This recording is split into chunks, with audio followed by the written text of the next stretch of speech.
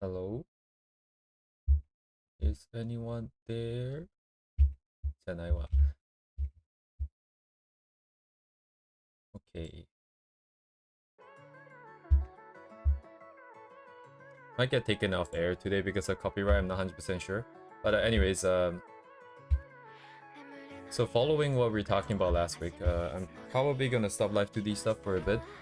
I mean, I did try to do stuff today again, but let's just ignore that part. But yeah, so we're trying to push something more original here. And that would be something a little bit more akin to all the Arknights background stuff that I did before, which is a bunch of city and night kind of sort of inspired theme kind of thing. Essentially, probably a lot of photo bashing. I'm not 100% sure. I mean, that's gonna be guaranteed actually. So I'm just in the process of prepping another board here. And today's plan is probably just going through a bunch of different angles and comps just to see what's sort of available here.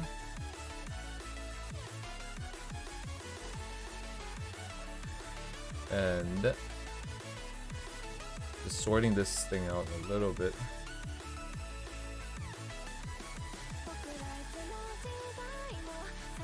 Let's just normalize everything actually. Let me see. Images, select, normalize, size. Okay, and then arrange. Alright, let's arrange it by the purpose. Image selection, arrange optimal. Arrange optimal. Very cool, very cool. There we go. Oh, what is this again? Oh. Most of these are not AI. Most. Honestly, I'm not sure if I could even tell. I think like all about this. No, actually no, not this. This one. I think this one is AI. Because there's like a bunch that looks like the exact same thing and the text doesn't make sense. But everything else should be drawn or taken by someone, I think. But anyways, yeah. I'm just gonna run through a bunch of thumbnails here.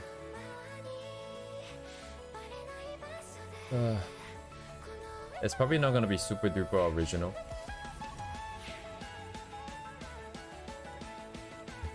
Get myself out of this nonsense quickly. Alright. Yeah, stay on Firefox here.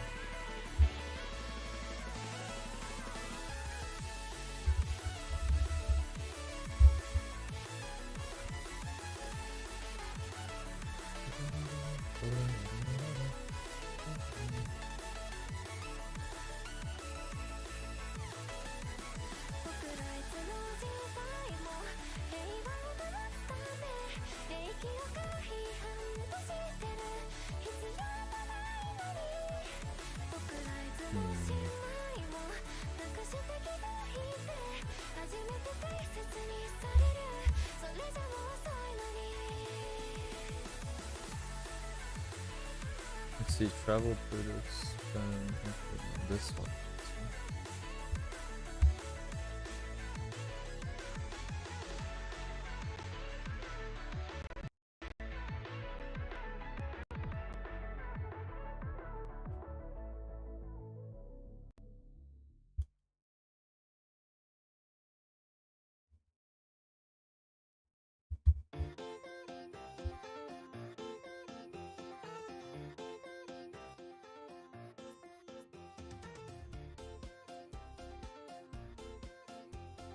Oh, yes.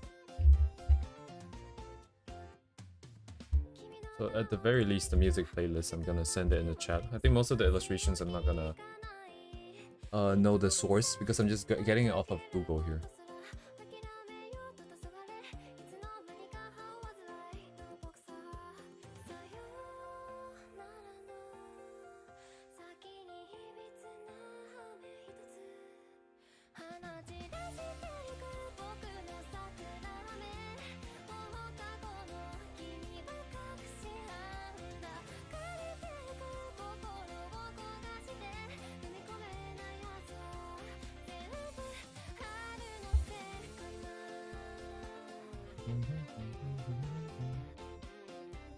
More for control.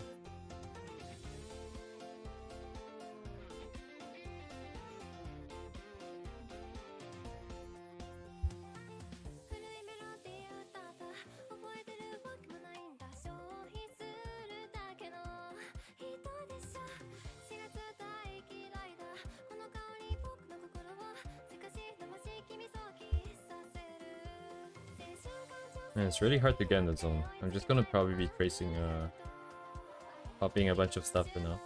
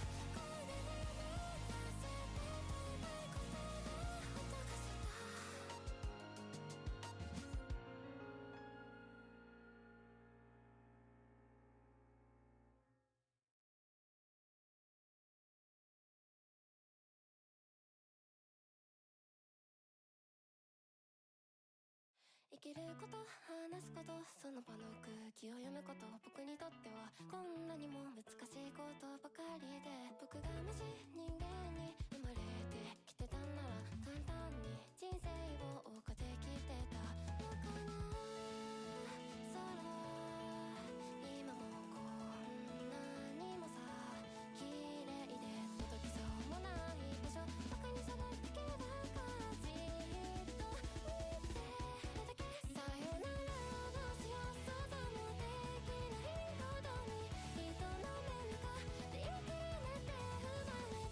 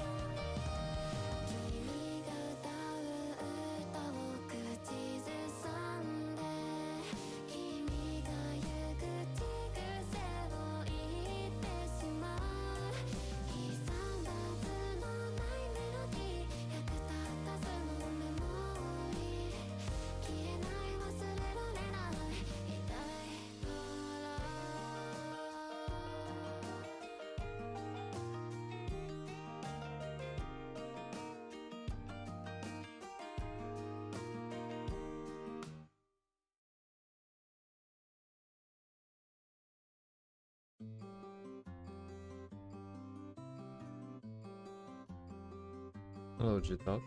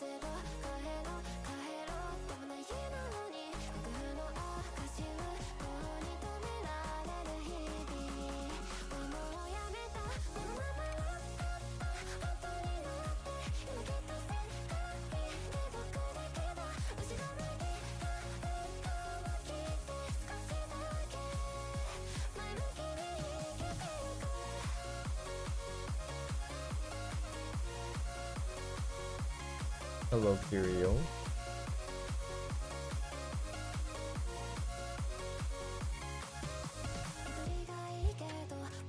Oh, I tried to brainstorm some ideas for the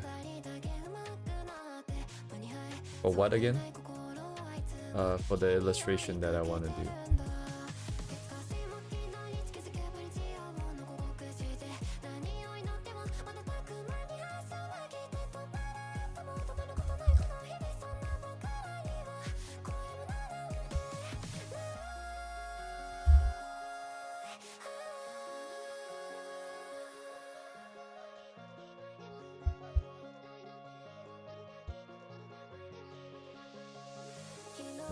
I'm trying not to be too original, because that's how I get stuck.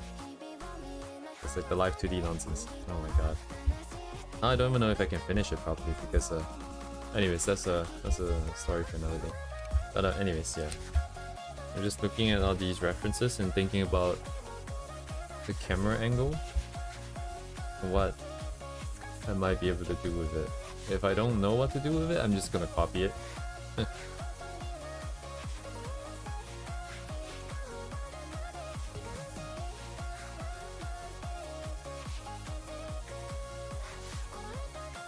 a blank canvas is kind of scary, especially idea generation. So I'm just gonna start filling it up with either ideas or just like random sketches. And then the ones that are not ideas, they'll just get purged once in a while. And then I'm gonna try and fill this board up, this canvas up, just like little tiny thumbnails. I think some of these are cool, but just not very practical to execute. If I think about space, like, what do you mean by that? 引き直しやすい場所ここじゃないと探していた死に損ない人たち人事じゃないだらだら生きてた順番が来た僕は行く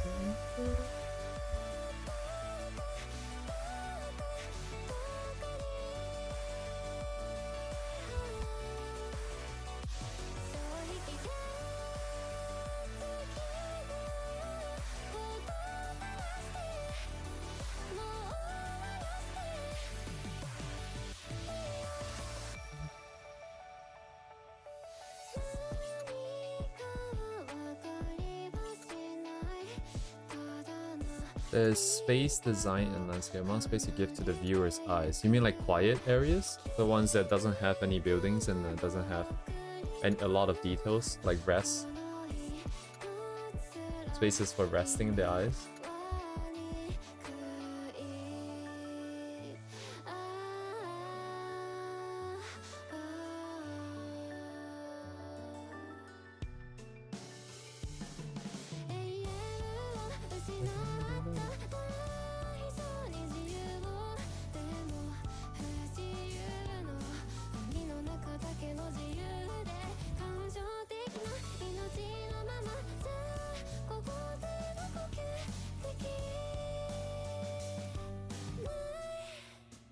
If that's the case, like I said, oh, okay, yes, I know exactly what you're talking about. Not really. Honestly, I don't really know how to think in terms of composition, and I'm also trying to not think too much. I'm trying to just look at something and see if I feel something.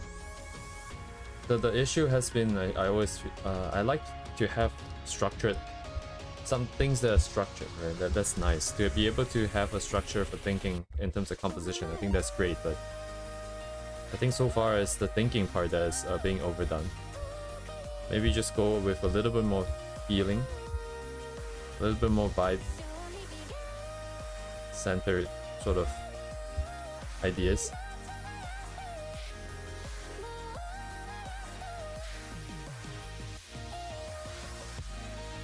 Might be beneficial.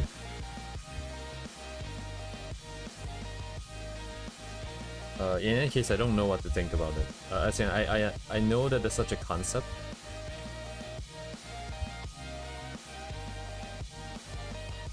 Because if I look at my old ones, it's all very, very noisy. It's very heavy, there's a lot of stuff happening. And I wish it was a little bit quieter, a little bit more gentle. But yeah, I mean, like, okay, but it's a different type of purpose though. It depends on what I want to achieve, I guess. Back then, yeah, so I think the ones I did before are okay in terms of what they are. They're very high contrast, very noisy everywhere, not a lot of space, like what you're talking about. I think that's fine. I think the only issue was that it was done without giving it thought. It just happened, right? So there's no control. I think that's the problem. But anyways, even if I'm aware of such a concept right now, I don't really know what to think about it.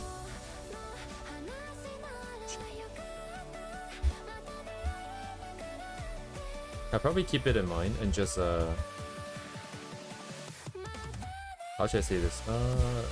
We just do random stuff, whatever first, and then when we decide on an illustration, when we want to compose one a little bit better, then maybe I can think about that concept and try to build it in.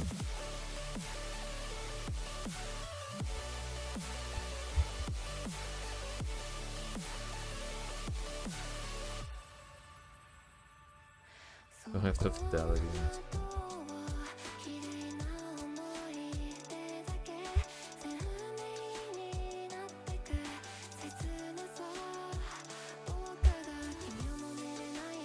This doesn't really work. The positioning is weird. Why is it weird?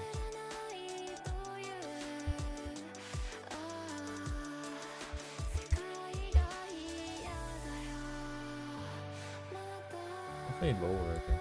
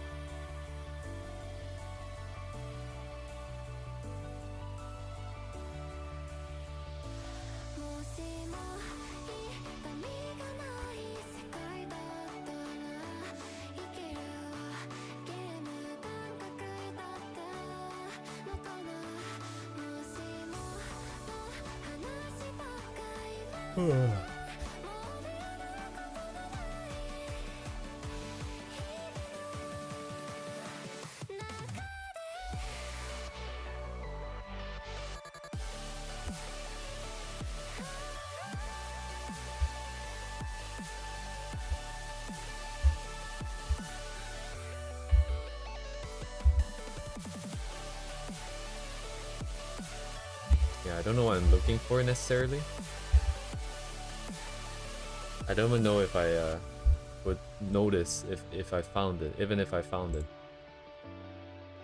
But we're not trying to finish this today anyways, so I'm gonna try and just put out a bunch of different ideas, and I will see if when I come back to this anything pops. Oh my god, that is tiny. Anything pops off. And then if I run out of ideas today, I'm just going to probably just sketch out some buildings here, because I don't have a working sort of variety in my head. It'd be nice to have a little bit more awareness of the different types of buildings, even if they're all just gonna be like squares at the end.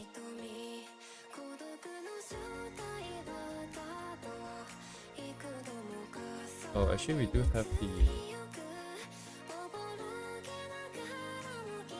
core. This one can be just reused actually. I can reuse this one because we didn't really do much with this. I can just drop the background and then put in like a bunch of buildings, and then we can call it a day as well. Actually, the shadows are kind of cool. If we put a window behind, drop the intensity of the light, have it be like light from some kind of neon sign, that'd be kind of cool.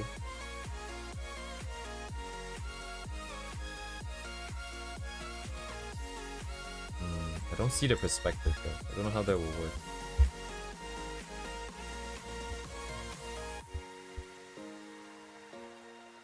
Where's the perspective? Which is higher.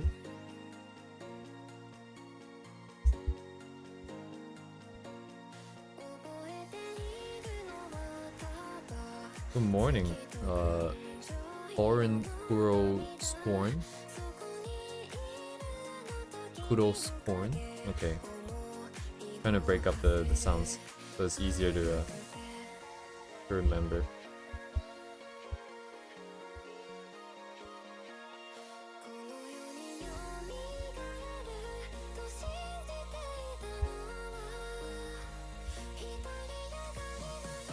Actually, it'd be easier if it's a vertical one. And drop, but then the lighting will be different. I can put a window here instead. Floor to ceiling window with water droplets here, which I cannot draw, so I'm just gonna write droplets. And then outside would be the city, I guess.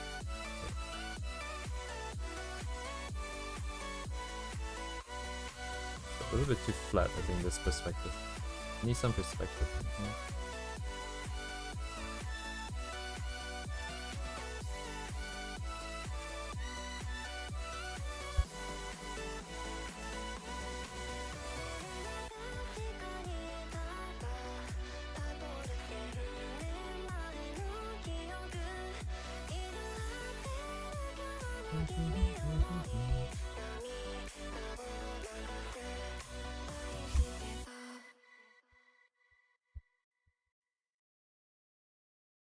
This one's a bit harder to see.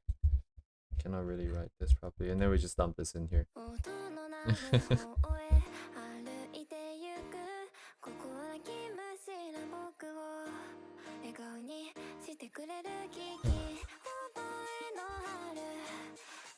I've always really struggled with the thumbnailing idea generation, I think.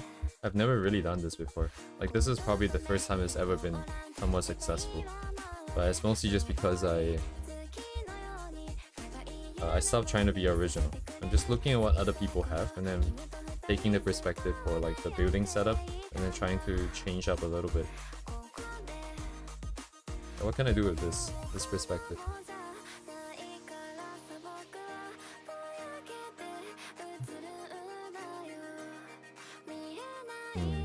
What can you do with this? This is low angle looking up. If she's on the rooftop, then it'll just be sky. Actually, that's not a bad idea. We can like drop like a blimp or something. I haven't really done a blimp before. What's the perspective like?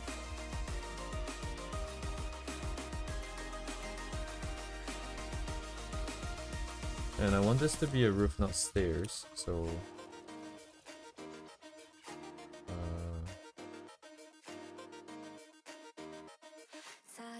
let's see. Scaling problem.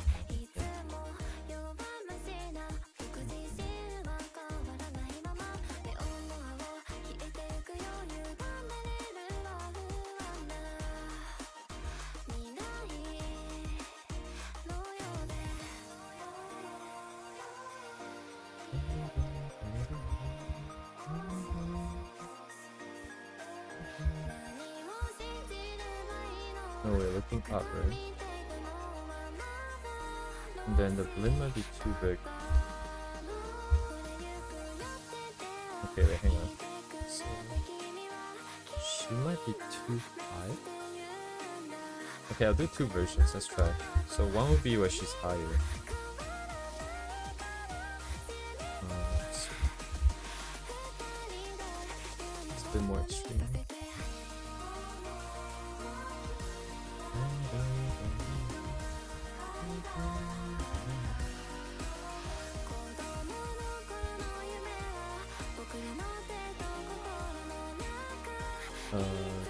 Three-point perspective would make it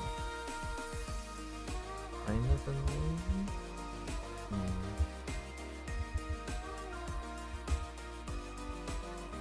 Not this much.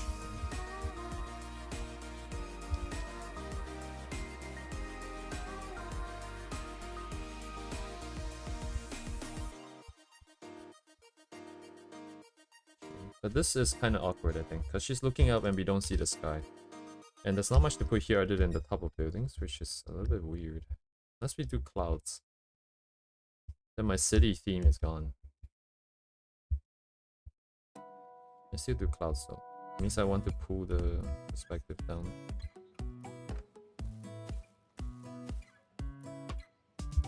And get rid of this stupid thing first.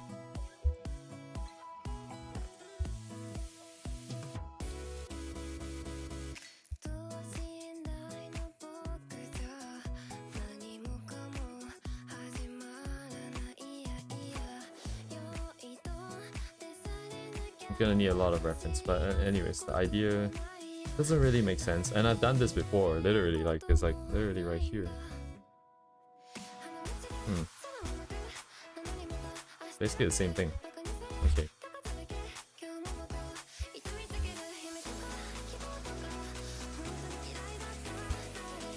it up.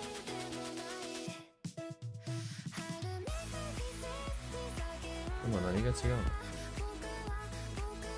she could be a lower building, right? So it doesn't mean that just because there's low angle up means we don't see buildings.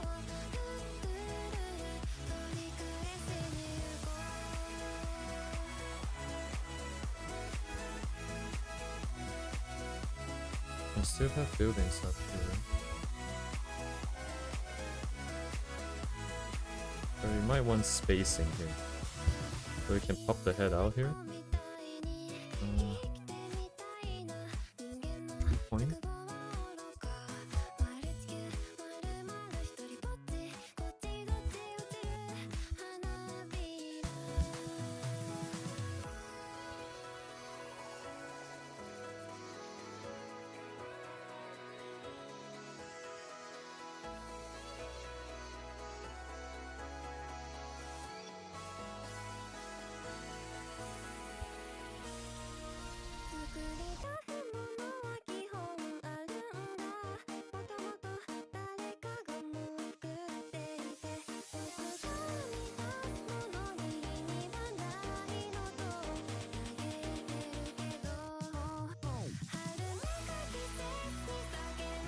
Maybe I'll put more stuff.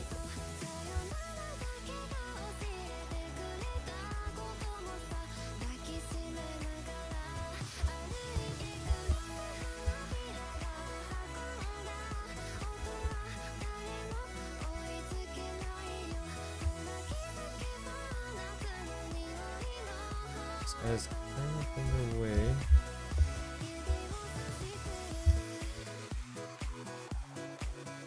Oh, this is 50-50, yes, also not very good. It's too far out.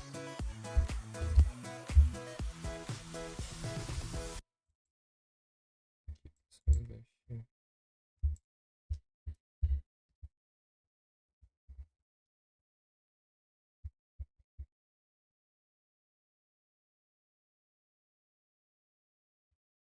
So 1 means 2.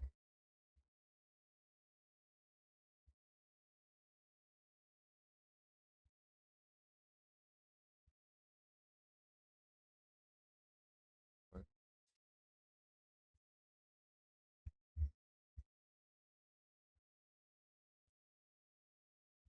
Hmm.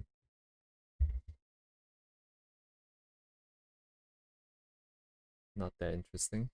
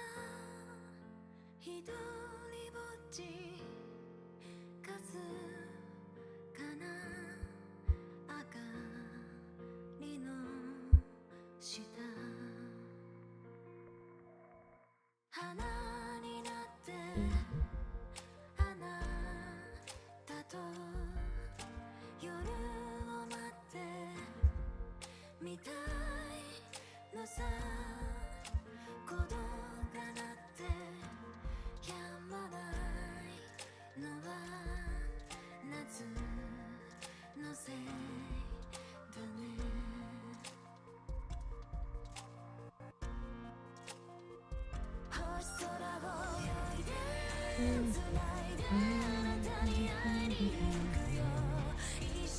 Wait, this is here. Okay, so pushing.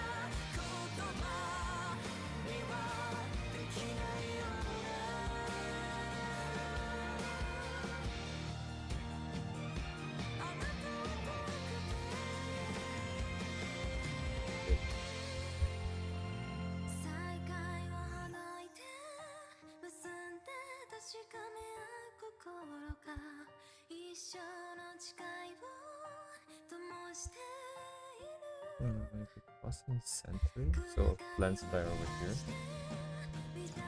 Oh no, center of canvas, right? Oh shit. I forgot what the map is, but it's supposed to cross center.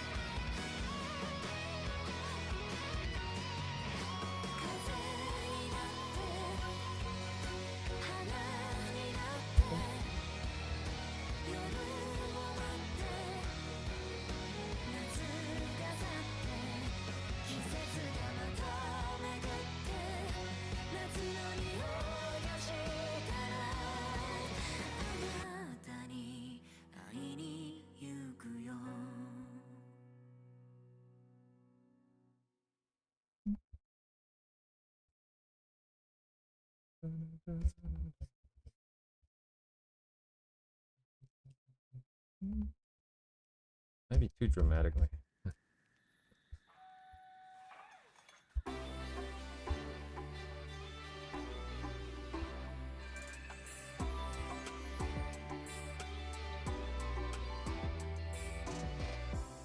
I've lost the buildings. 中身がないからモノクロに見えて鮮やかな空を見上げたあの頃みたいに無垢になれたなら生きるために毒を飲み干し遠くあなたを思うよ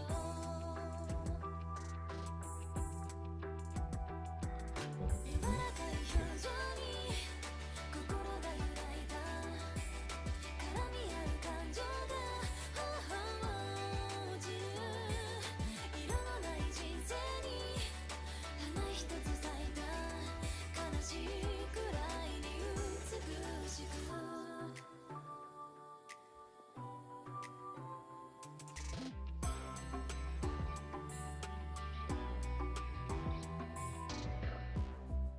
ガラクタと捨てた心の残りがの感情かすかなぬくもり Let's push it here.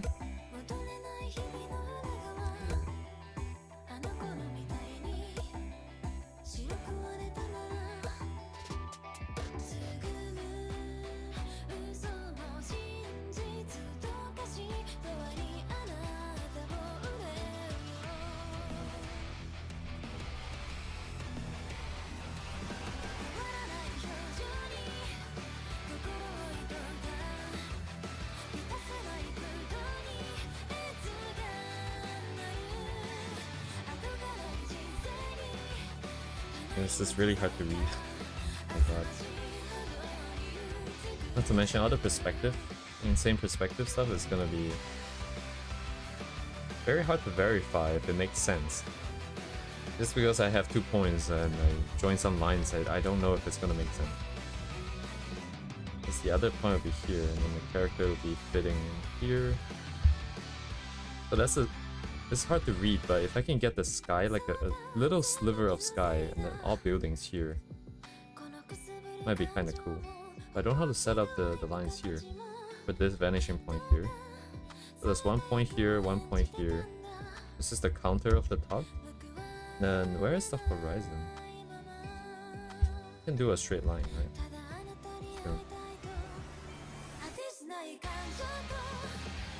Does that make sense? I don't know.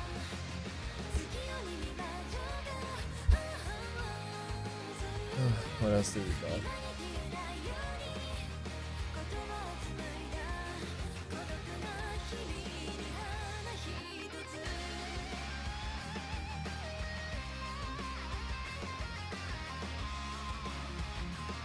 This one's interesting because the character is not in the foreground, it's like mid-ground. Let me see. What can I do here?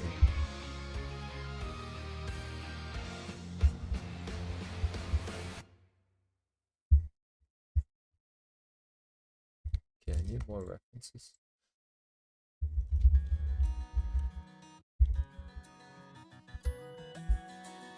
Whoop, whoop.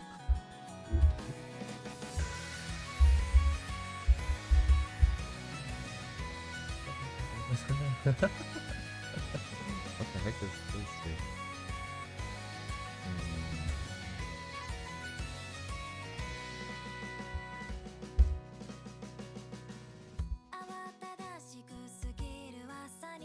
Man, the AI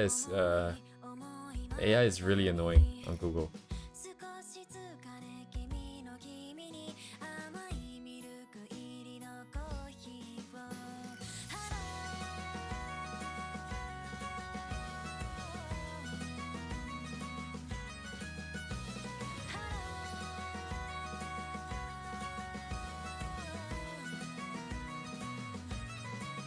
It doesn't really make sense.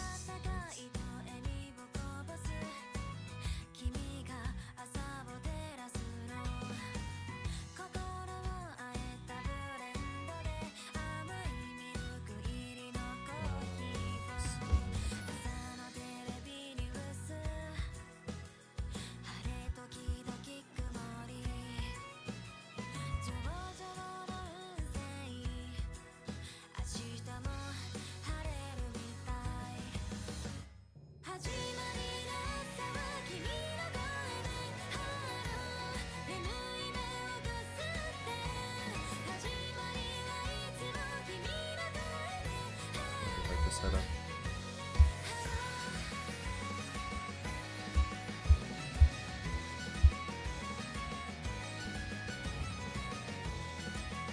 Yes, the same.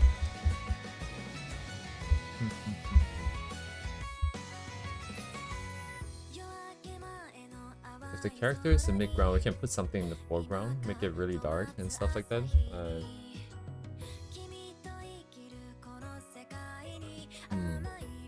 Don't have any good ideas right now.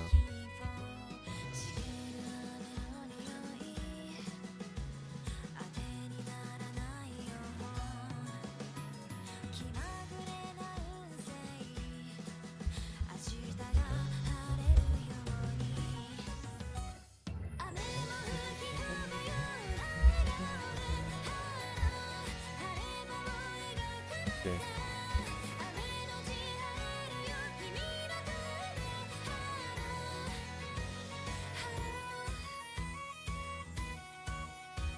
Let's go.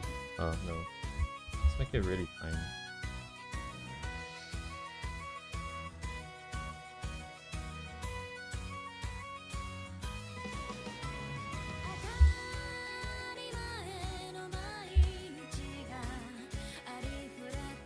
Jesus Christ.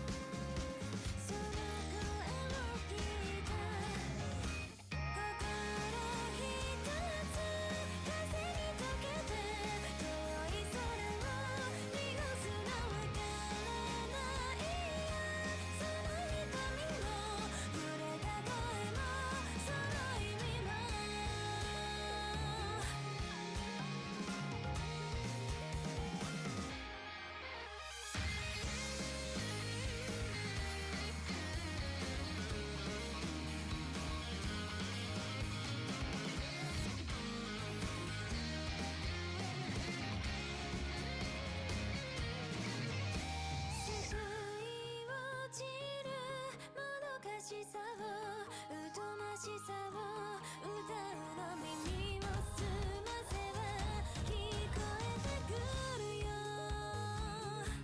愛の鼓動心一つ風に乗せて遠い空を奪うの届かないこの想いをかける声もこの歌も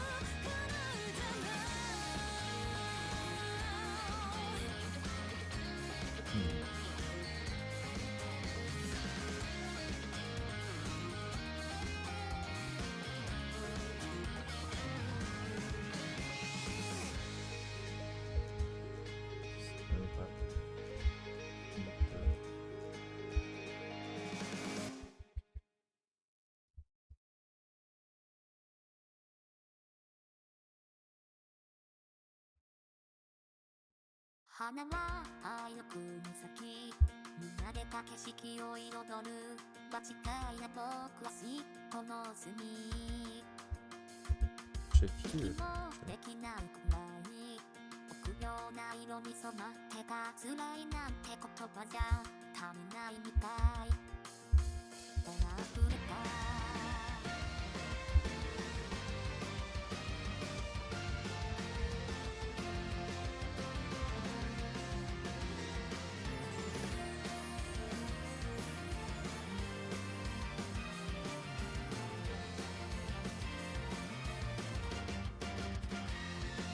花が咲いた春のうち今でも足がすくんで何をしてなかって吐いてた破り捨てたカードを今になって後悔してんだ正しかったよ先生あなたは振り返る暇もないまま気づかないまま大人になってしまったんだ地に落ちた無色の空情こんなはずじゃなかったんだ死んでしまいたいなんて今日も言って何も変わらない明日を待っていた生きる意味に焦がれる空白の季節とまだ熱中を待って行く先のない芸術着点の嵐春風の雲も運命なら火を任せこの曖昧な正解な世界にまだ聞かれるな素敵な未来よ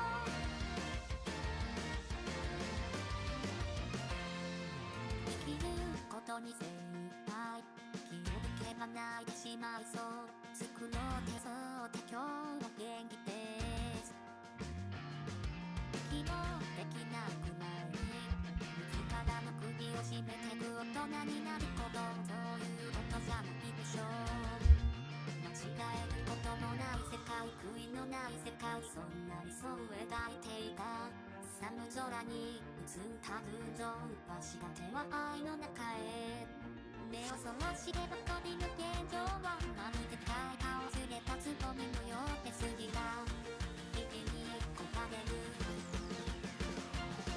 宝石の季節とまだ熱中を待って結末のないハッピーエンドの嵐憂鬱に垂れ込む運命なら吹き飛ばせその曖昧な強いな匂いにまたねかけしようよ素敵な未来よ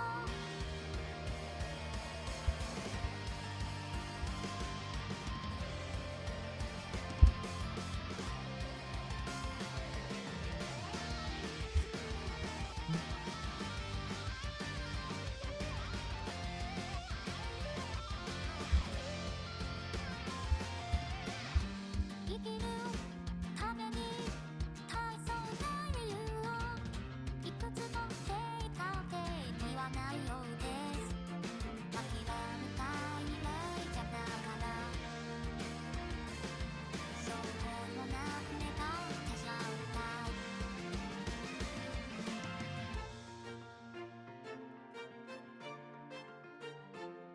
散らかった心が曖昧の色をなして吐き出したことの葉もいつも光られますように。春風に吹かれて泣き出した今日もあって、間違って転んですり減ってきて、空白の季節と笑って強まって、行き先の前でずっとくて回るらしい。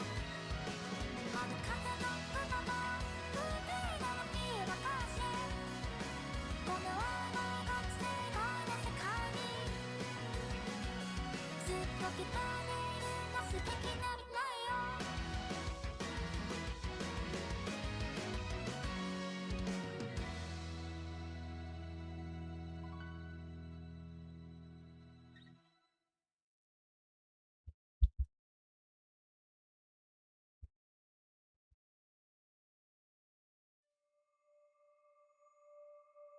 あなたの匂いとともに果てる真っ白な世界であなたのことを思っている。あなたが私に残したもの、愛しい谷でくるような優しさ。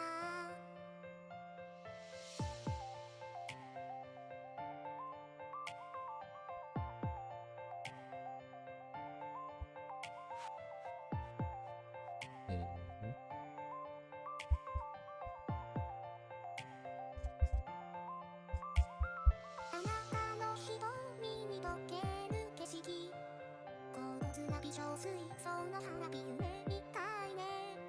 あなたが私に残したもの、偽りの光くずんだ虚しさ。愛しい谷でくるような優しさ。この胸はあなた色に染めたいんだ。ただあなたのぬくもりでこのけたいんだ。ああそっとそばを抱いてくれるかな、時も離さないよ。あなたの吐息が頬をなぜる、透明なしそうなるはずもないとわかっている。あなたが私に残したもの、愛しいかに溶けるようなわびしさ。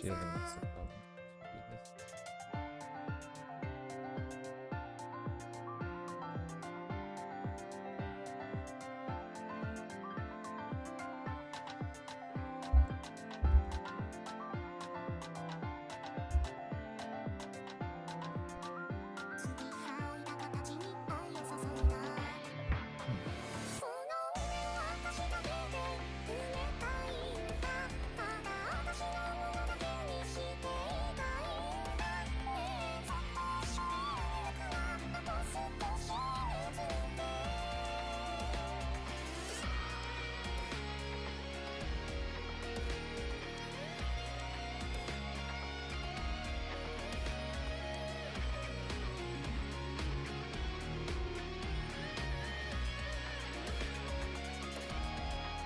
すべて君の手しまらい、欲しいもの全部灰になってゆく前に、消えてしまわないように。この心あなたに全部あげたいんだ。ただあなたのためだけに溺れたいんだ。もうきっと変わることはないとでも決めてしまう前に。この胸はあなた色に染めたいんだ。ただあなたのぬくもりでこのけたいんだ。ああそっとそばを抱いてくれるかな、時も離さないよ。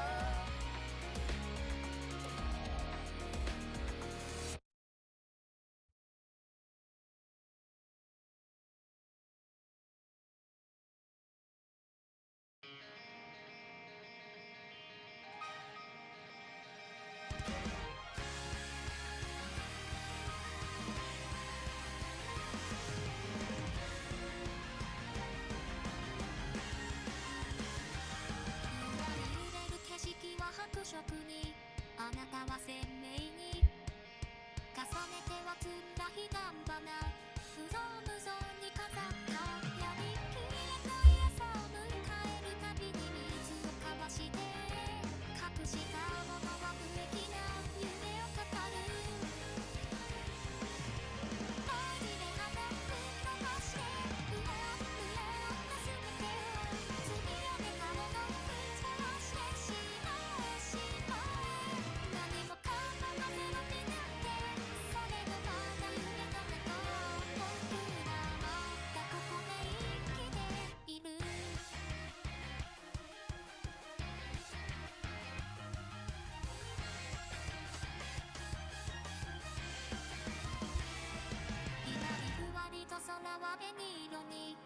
なたは透明に沈黙と枯れた彼岸花痛いぐらいに笑った不思議な悲劇さえ空っぽに映るご覧のありさま救えないと世界から見捨てられた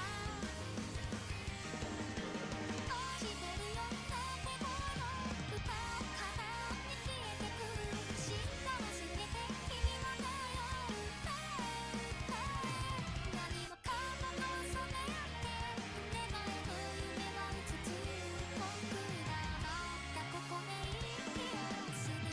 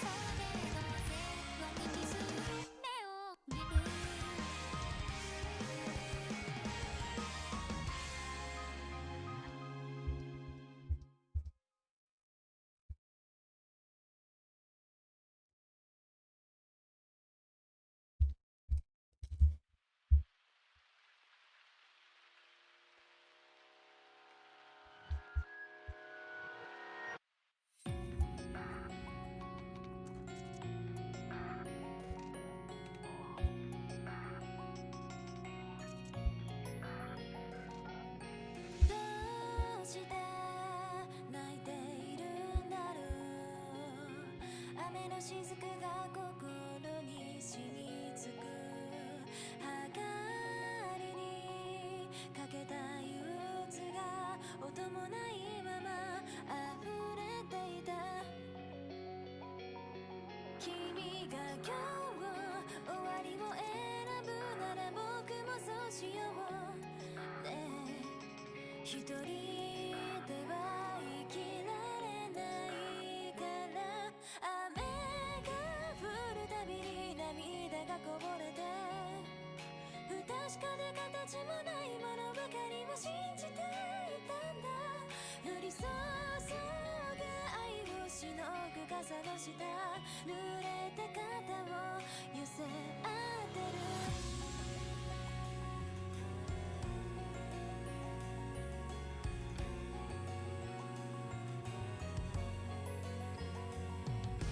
どうして生きているんだろう考えるほどうつろに染まって全てが手つかずでから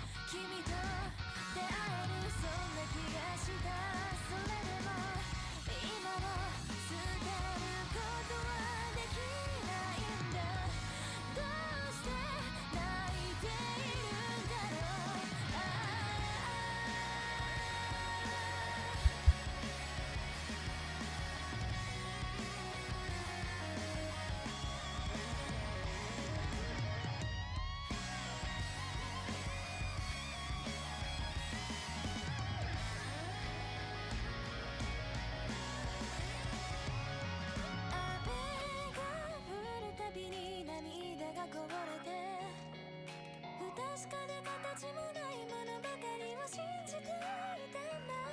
降り注ぐ愛をしのぐ傘の下手をつないだ。雨が止む前に涙を拭って死のつめの中進もうって傘を捨てた。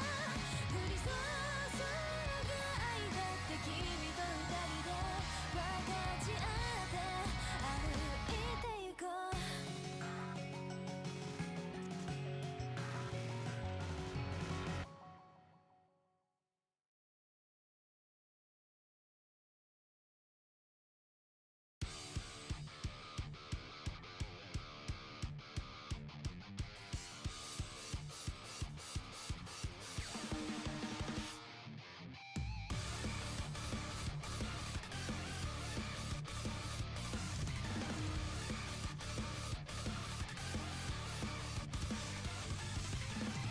僕のさえないの空気ってやつよ。いえいえいえ、そんな私に声をかけた、それが始まりだな。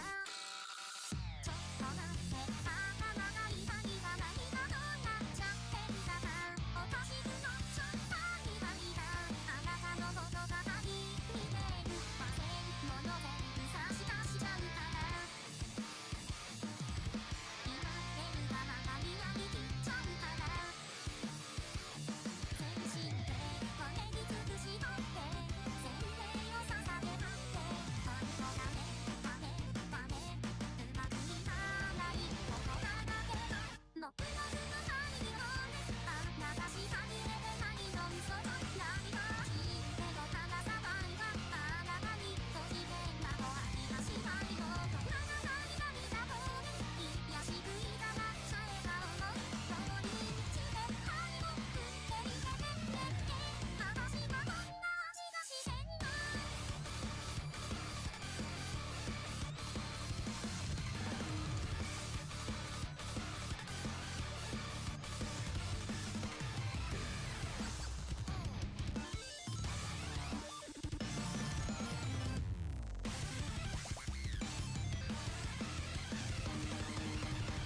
運命の幸せよ働って成功イエイイエイイエ神の仏何するの言葉も出なくなった。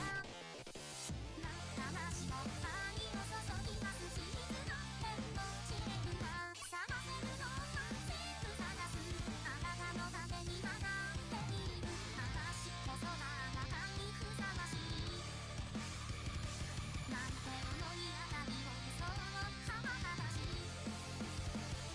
いつながら連れれば愛と Right back. あなたが嘘つかしはそんなもんいやいやいや私のことだけ見てなくちゃね歪んでる最後のぐちゃぐちゃにかき回してなさいあって一つになる未来よあなたの返事なんかは聞いてないわと長い愛に少年あなたを縛り尽くしてみればないね直の範囲本当にはしょって私のどんなとこが好きなの。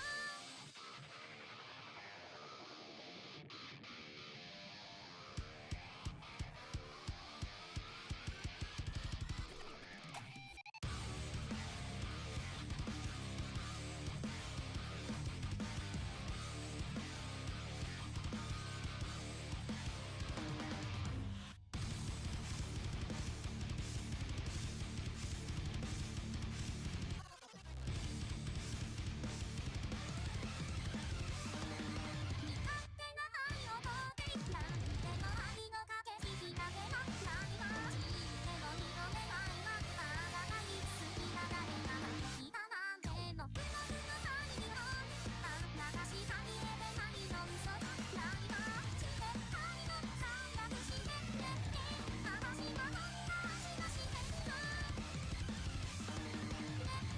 あなたがこんな味がしてんの。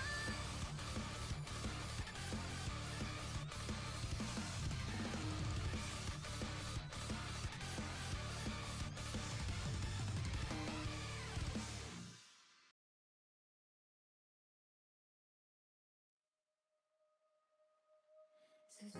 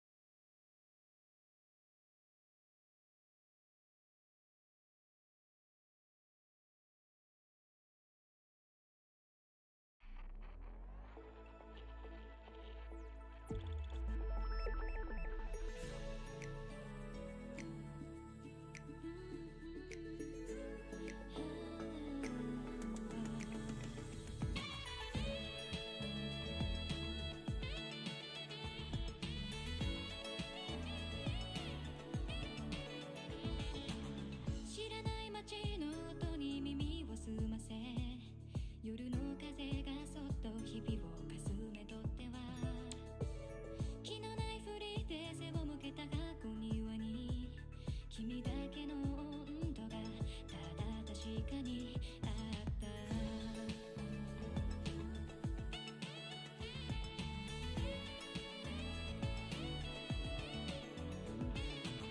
行き先はもう照らせないサテライトたどった道のりに輝きを求めて飲み干したはずのガラス瓶の底傾けてこぼしたひとしずく真夜中を走る自転車どこへも行けないまま手を伸ばした一等星が光る夢を見たからだ今でも君に会いたいと漂っては浮かんでいる消えない光がずっとそばにあることまだ覚えていてきっと交わることなどない道だから僕らは夢の中だって惹かれ合うことはないそれでもいつか君が一人の夜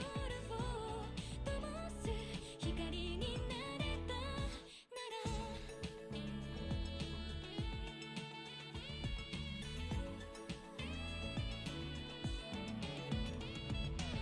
冷めないまま熱を帯びたアスファルト見上げた星空は輝きを増すようで瞬きの合間に揺れた心ごと届けてしまえたなら星を飲み込んで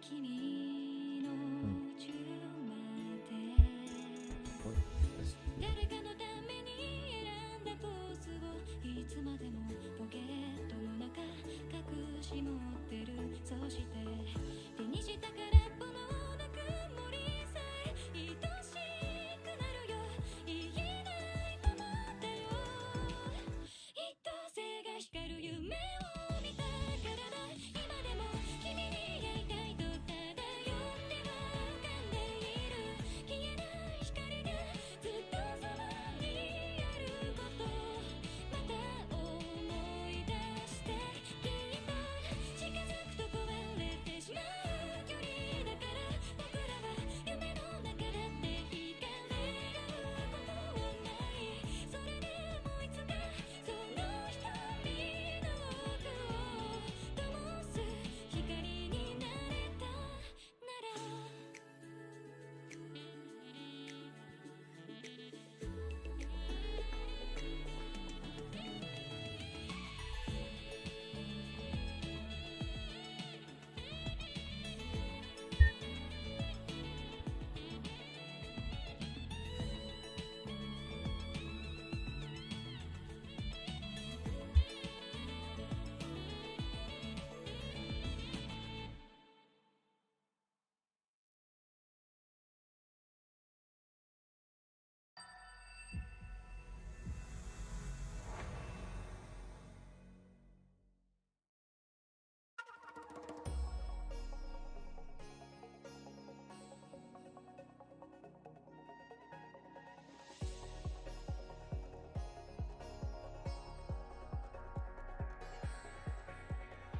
星の間を泳いで随分遠くへ来たあの日見た光はどこに消えた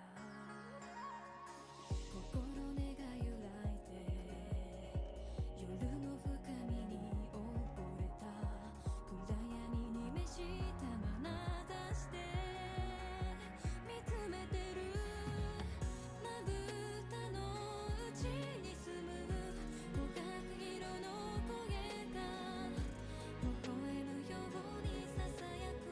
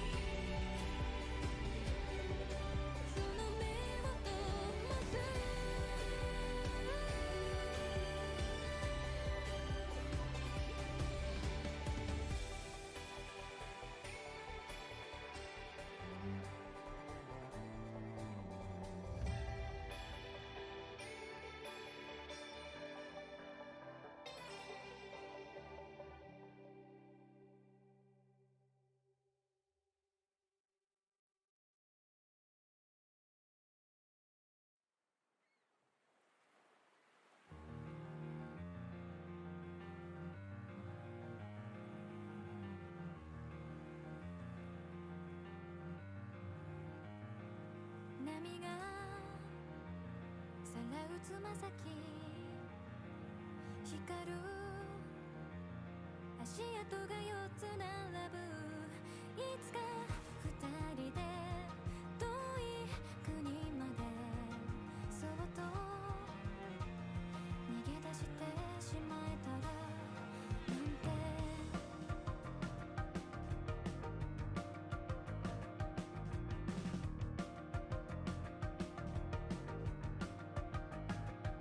鳥は That's a lot of rising up.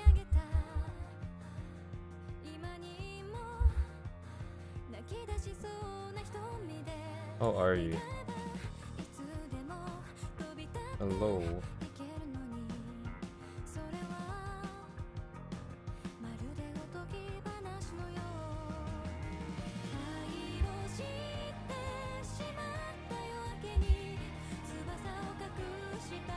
That's good to hear.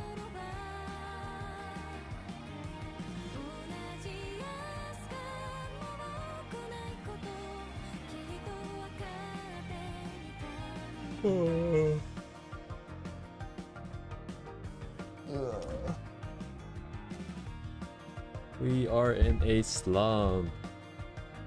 The stinkiest kind. What? Anyways, yeah.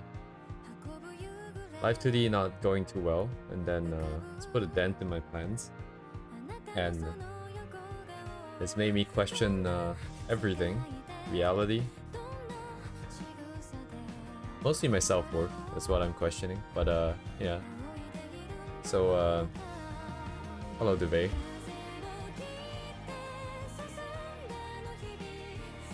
So I have no idea. It's kind of like it's a cycle. What?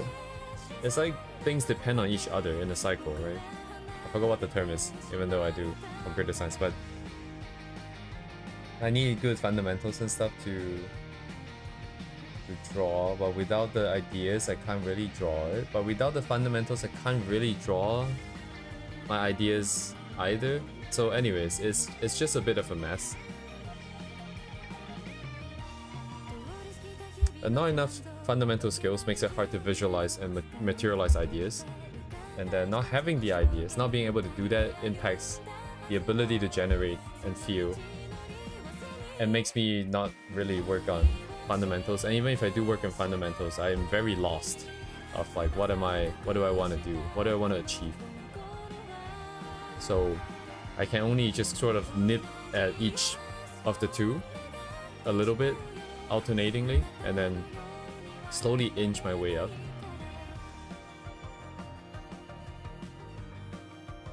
Yeah. But anyways, so the plan is to just stop Live 2D for a bit. Honestly, yeah, but anyways, and then do like an illustration, and I wanted to fall back to doing buildings and stuff like that because you can photo bash most of it. So we got a bunch of stuff here. And yeah, I don't think I can get into 3D, so stuff like this is gonna be out of the question because this is probably quite a lot of rendering in 3D. Although these kind of look flat. Maybe it isn't rendered in 3D that much. I'm not sure. But anyways, yeah, something complex would be nice if I can get it done. But we'll see. I'm in the process of just generating a bunch of ideas. Most of these are not very readable, I think, because they don't have values here. And I'm starting to discover that if I just use normal perspective in a lot of these things, it gets a little bit boring. Like, you can't have the really far camera zoom in sort of view where all the perspective is basically non-existent, it's just parallel lines. And these might be good for like storytelling and setting the mood.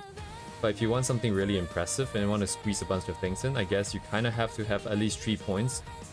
If not, like, have some kind of fisheye going on that makes everything a little bit more dramatic.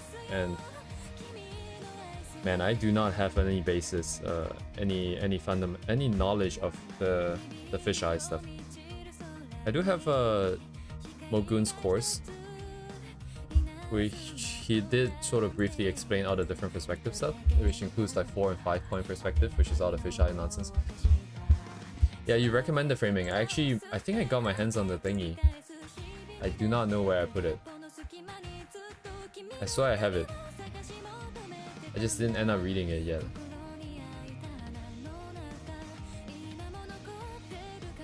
But yeah, I'm starting to realize this idea generation isn't as bad as I thought. I thought it was gonna be very painful when I'm gonna do a thumbnail because I've never done thumbnailing before.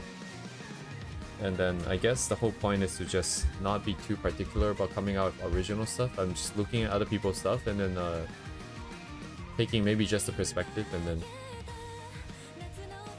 then trying to come out with some other thing to put into the framing. But anyways, yeah. So framing first edition, the first version, the volume 1. Can speak. Actually, I have some old stuff here. Which one is the first again? Composition. I actually have some stuff before that I never finished, like this. Okay, composition. Cool. Yeah, I think. Oh, it's right here. Hang on.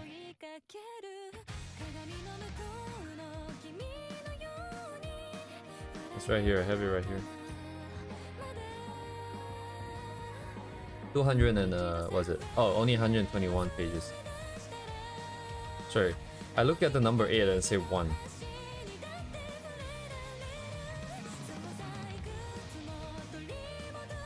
Maybe I get ChatGPT to summarize it. I'm just kidding. Dang, dude.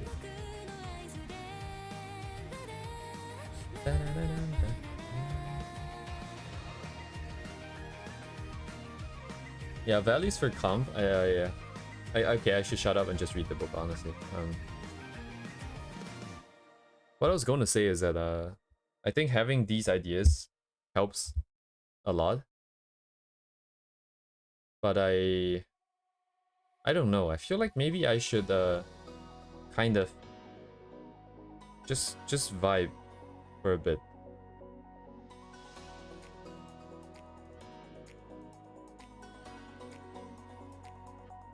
But yeah, I think I should give it a read as well, because I am also kind of tired of drawing, honestly. Maybe some reading would be nice. You know it's bad when I want to do work, as in like my full-time work, when I'm not in the office, because I'm just trying to escape from this.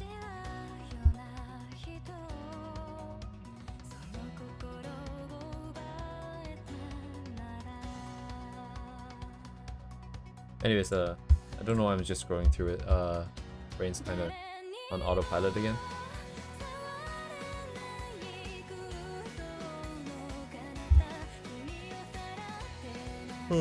Think about negative space. Yeah, like Kirio was just talking about space as well.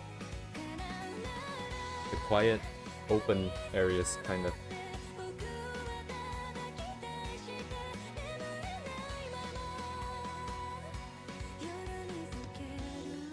Yeah.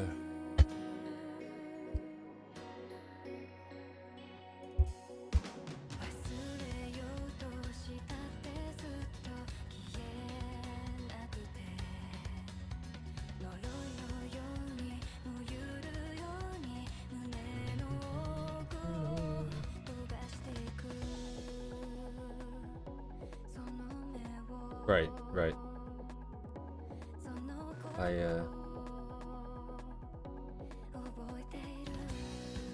My reference.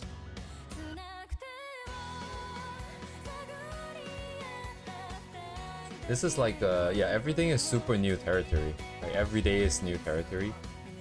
Live 2D is completely new. I've never grinded out for this long, consistently before. So I think I'm experiencing like a new form of burnout that I've never felt before. And then I don't want to stop, so I have to resolve this on the fly here. Usually, like in the past, like if I ever get to this state, I'm just gonna walk away from it. And then when I come back, I'm you know, more motivated. I had ideas when I was away that I want to try. But now that I'm always in the thick of it, and it's a little bit hard to get super inspired. But I think it's still there though. I can still feel it. It's this takes a little bit more exploration, I think.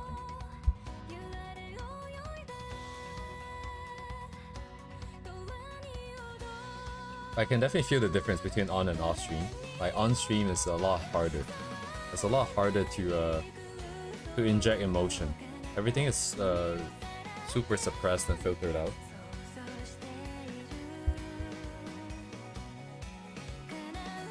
On stream has definitely been very good for just grinding stuff that is very structured. Just doing studies, just doing one thing. And then all the other stuff I guess I have to do offline. What is that one?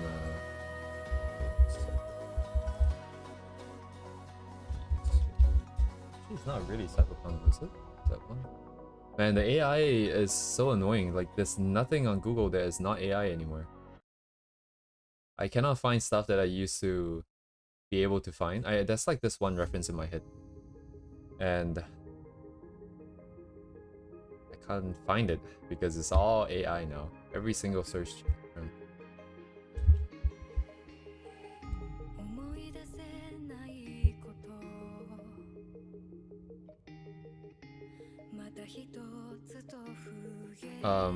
Is that safe for work, Duvet? Because the name does not suggest.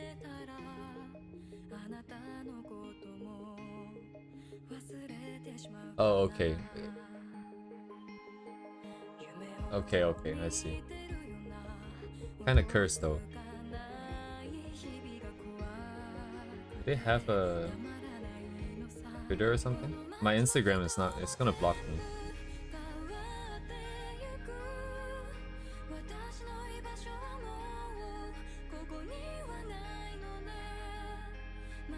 I have seen some of these, I just don't I don't like them. Honestly, I don't like them.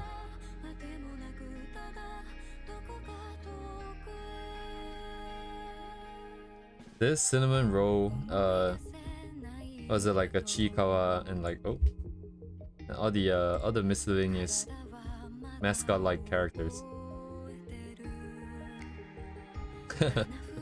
Yeah, all these. Oh my god. I'm so happy I don't see them on my timeline. That's a Twiddle hand. Okay, interesting. It doesn't come out. Oh, there we go. Dang. Almost a million. Oh man. It really is the volume and the ideas. Yeah, I have no idea what to do with this. I can't evaluate this in any meaningful way, I think.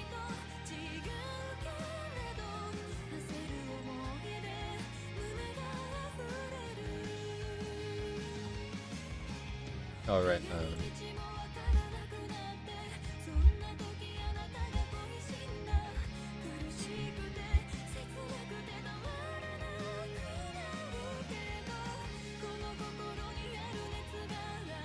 they get you as in what? Like you feel it's relatable, or they get you as in like they draw your attention regardless?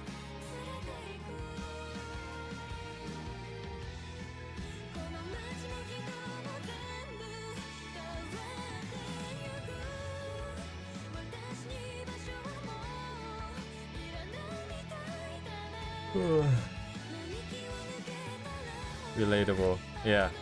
I mean, I have to agree.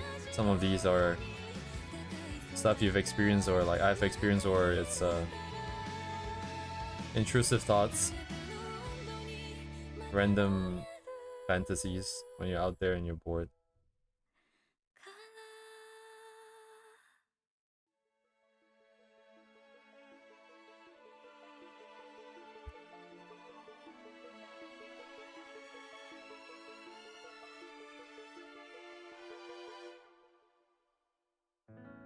Man, but I just don't like it. I feel like why is it that like I just feel like it's not very aesthetic. It doesn't make me feel anything other than like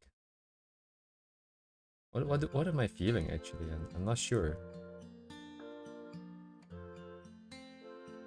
There's definitely some amount of disgust. I'm not sure what else there is.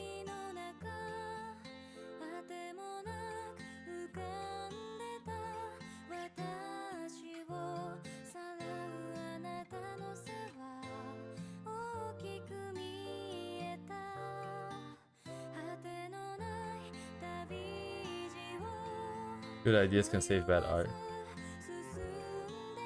Oh. Good ideas, huh?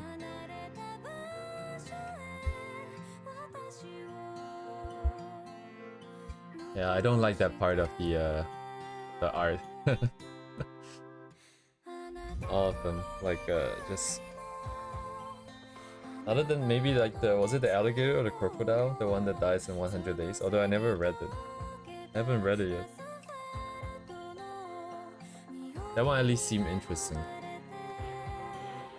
Maybe it's because I'm trying to use art to escape daily life, and that is basically the depiction of like random stuff from daily life.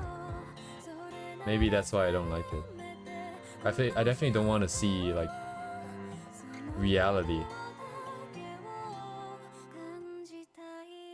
Maybe that's why I feel like it's a little bit ugly, because it's the reality part that's ugly. Huh.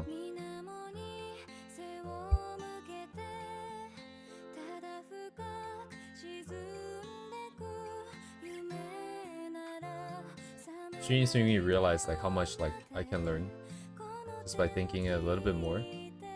Because I've seen so many of those arts, but I've never thought about it. Oh man, where is this one reference I'm looking for?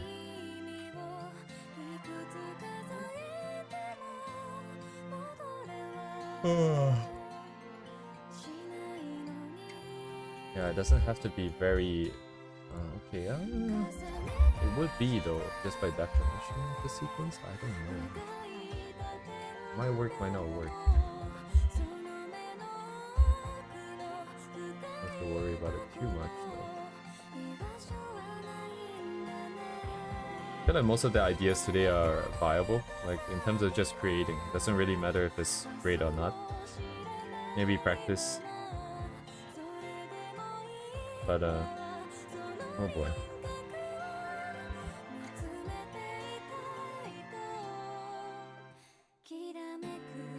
I'll have to make it a little bit more concrete off stream, because I don't think it'll be possible to do on stream.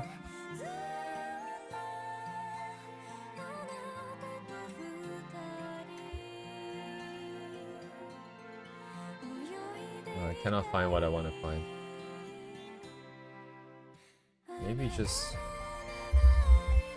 Maybe without the cyberpunk word? But this then... Right? Oh man, if I search the keyword art, then it's a bunch of paintings instead of like digital paintings. Maybe digital paintings?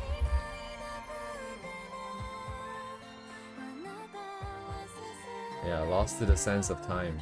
Cannot find it. Oh, this is kind of cool. Right. What is this?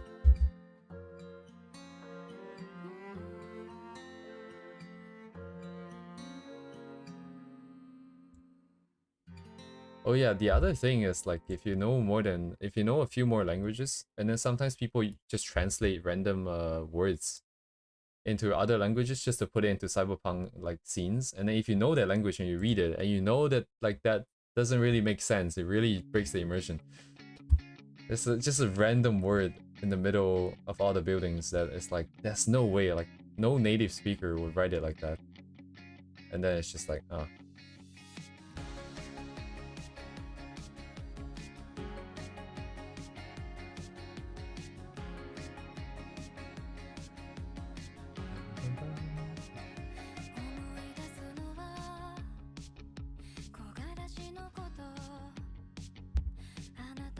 I don't know what to do with the rest of the time. I have two options. I can do some value stuff to push out the stuff a little bit more. And the other plan I have was to just trace a bunch of buildings, because I do kind of want to be a little bit more aware of the shapes that these buildings can take on. All I have are rectangles at the moment. So, well, at least I need to get a little bit more variation in the rectangles. Just a little bit more. So I might just like sketch some of these buildings out.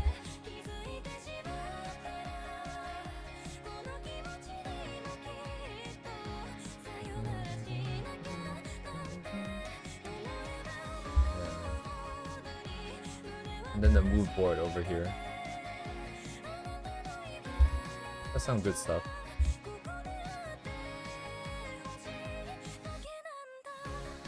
I don't have sources for these, by the way, most of these. Because the Google results are just like random wallpaper download websites, then there's no source, so...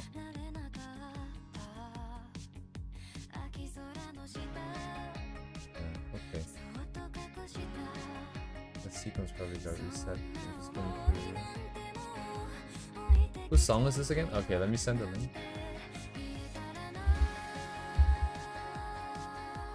The artist's name is Tayori. Tayori? I guess it would probably be Tayori instead of Tayori.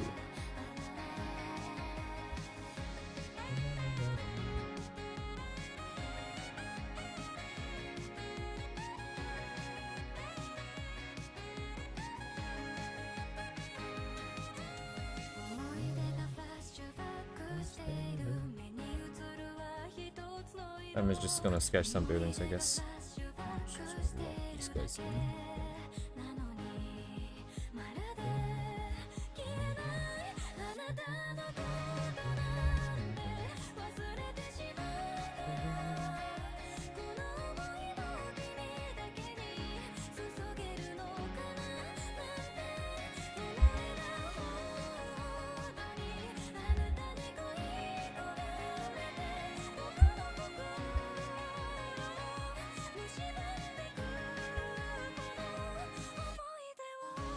Oh man, I'm gonna draw a lot of straight lines by myself. No rulers allowed.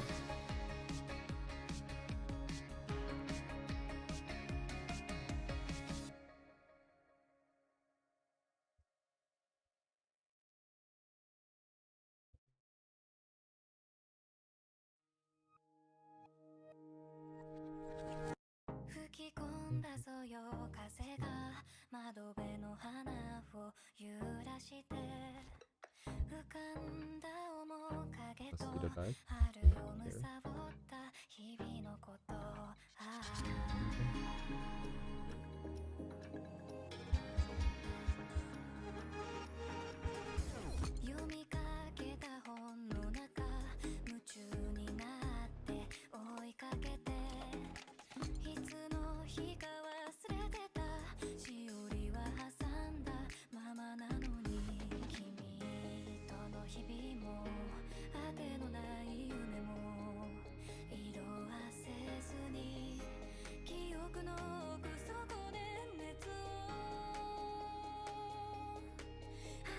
Should I lock up the bottom first?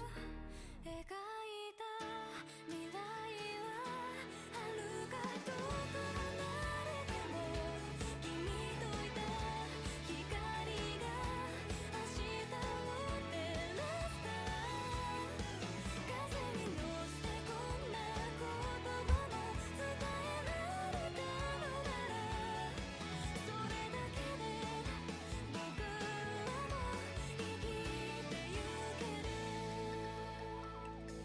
数えきれないほどの喜怒哀楽を重ねた閉じたまぶたにさえ愛しい時間が溢れるもう怖くないよ迷いもしないよこの想い出を拾ってまた僕は歩き出せる願ってもすがっても叶わない定めでも僕らはその先で待ち合わせをしようどんな夜もきっと越えられる君との旅路なら巡り合う奇跡を信じてほしいつまずいても間違ってでもここまで歩いてきたんだ刻んだ足跡は僕らだけのもの交わした誓いも重ねたあの日々も描いた未来は遥か遠く離れても君といた光が明日を照らすからいつか向き合った夢の先すれ違った道でもぬくもりを頼りに歩いてゆこうその先で必ず巡り合うから吹き込んだそよ風が窓辺の花を揺らして仰ぐ今日の空はあの時描いた青だった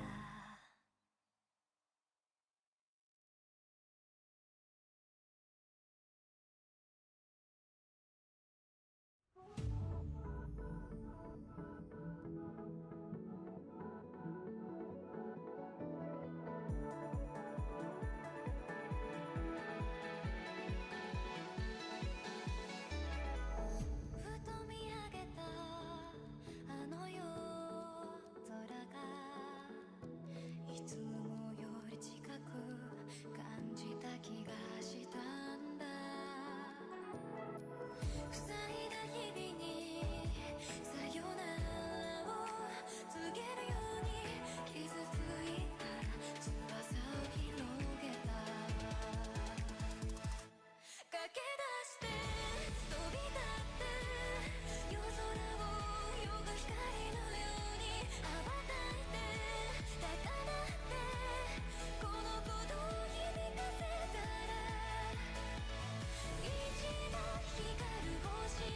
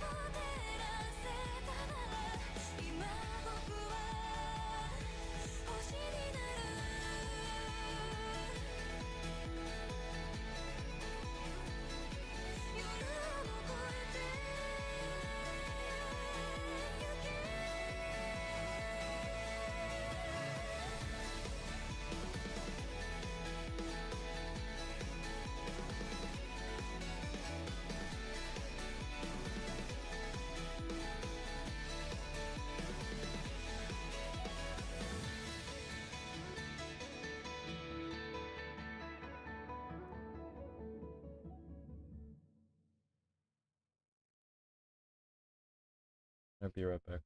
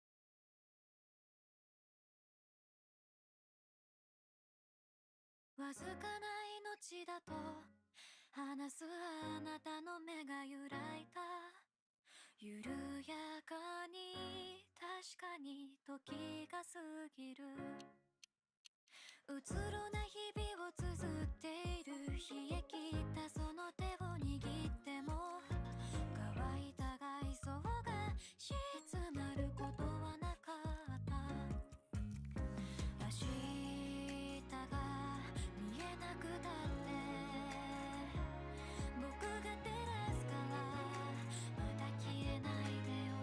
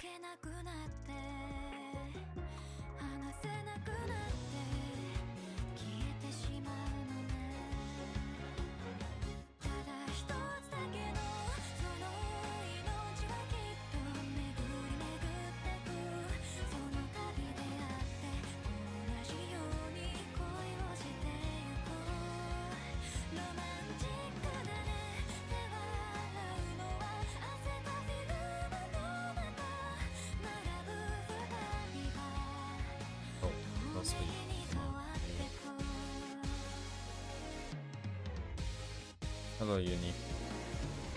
I guess you're back in Japan.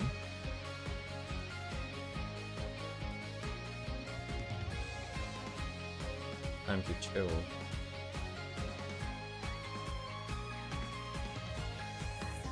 目が覚めたら全てが夢であってさ隣であなたが笑っていたらなそんな願いも雪気と去って春の匂いがする華やぐ季節にあなたはいないのね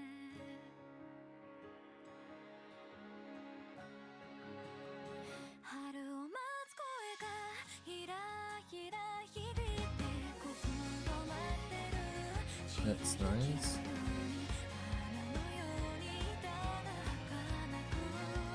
Oh my god, I'm blind. I don't know what happened. Shit.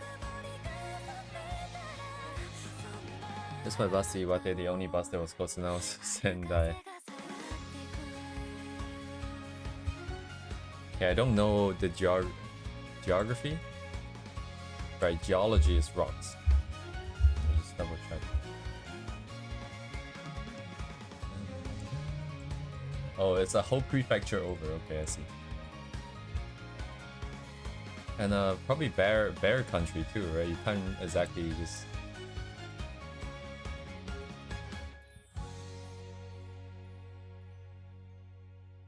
All the way up north. Wait, is it still cold there?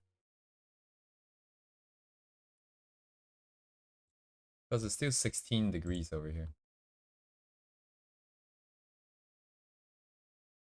Okay, okay. Yeah.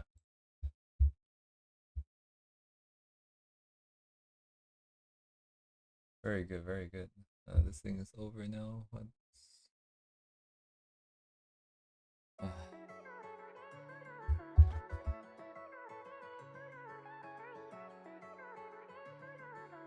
Oh wait, I see. So you had to get the extra seat, the expensive extra seat, and it's only to Sendai. And then this morning you have to get another bus.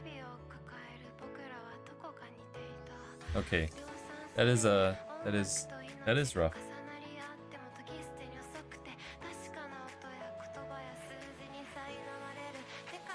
Anyway, I'm gonna eat a banana over here. 'Cause I'm too tired.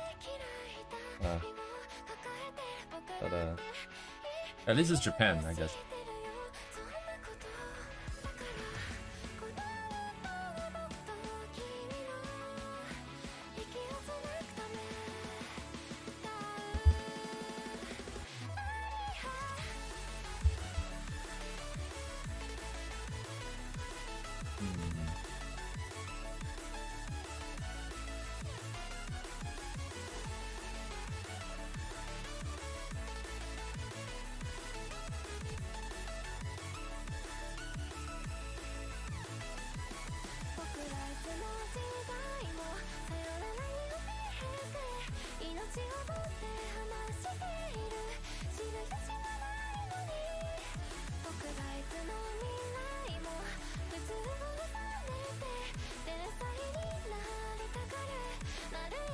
That is true.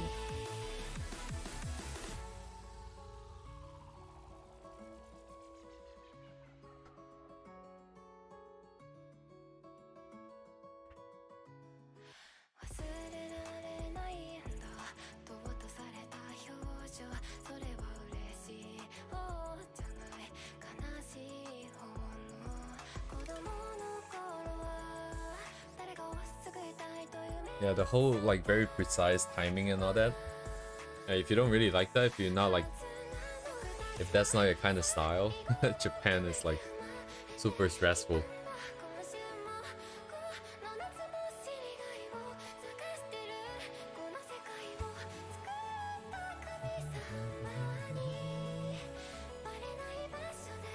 Oh man, what do I do with the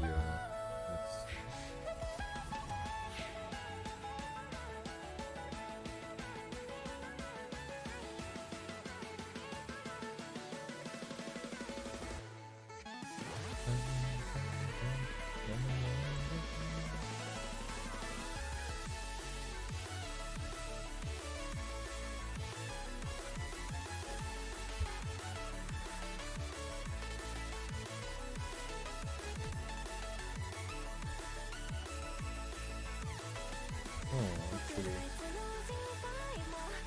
Interesting. I don't think I ever actually bought like no, we did buy like Shinkansen tickets. Or did we buy the pass? Actually, I kind of forgot. I think we got the pass. So that's why we didn't really have a... When I was there, I didn't really have a lot of problems with timing and stuff like that. It was more just getting lost.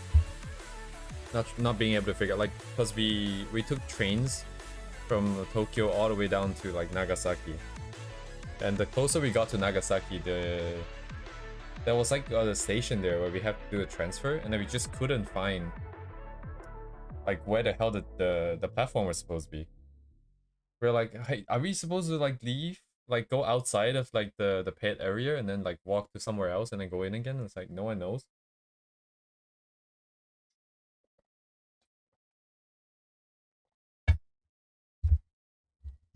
Good thing they had like a Wi-Fi still. We still had like signals and stuff, so we could just Google. Otherwise, we were lost.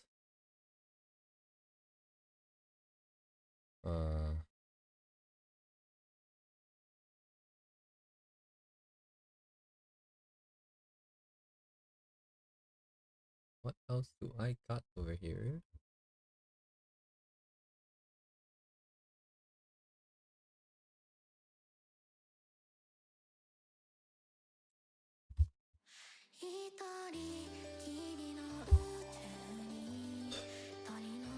What am I working on? I do not 100% know. In the sense of like I'm working on an illustration, but like exactly what I do not know yet. Because Live 2D is burnt out, and I got really tired recently. And yeah, everything is like at an all-time low. And yeah, I don't know. I don't feel too confident with what I'm about to do either. How should I say this? I think it's just like not being excited for art at the moment. Like even if I like this right here, this illustration, the reference. Even if I just did a study of this, if it came out great, I would be very happy. I would have been very happy. But now it's like even if I look at this, I'm like, I don't really feel anything. I don't feel like I don't feel what I felt the first time I saw this. I don't feel the awe. I don't feel the space. I don't feel the vibes. I'm just kind of dead inside recently. So I'm trying to restart that. Try to start the fire again. And it's not very effective at the moment. I haven't. I mean, not entirely true. This was the original idea, I think. So it would be something like this, where most of the background would be a very far perspective. So there would be basically no perspective, or like it doesn't really matter too much. And then in the foreground, we would just have characters jumping off from one platform to another platform, and then that'll be it.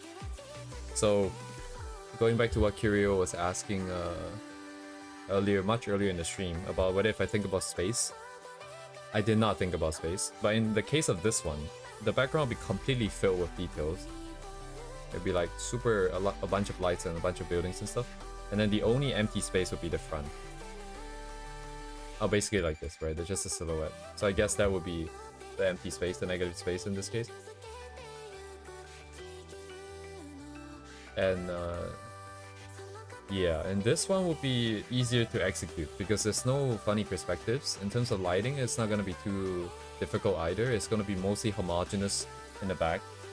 A lot of photo bashing. We just need to put in some random buildings and make sure like there's no weird patterns in the building, which isn't too hard either. So I feel like it's the most doable. Other than that, like all the other ones are kind of like funny perspective. At least 3 point, if not fisheye related stuff. What is all this actually? I kind of forgot already. Oh, right.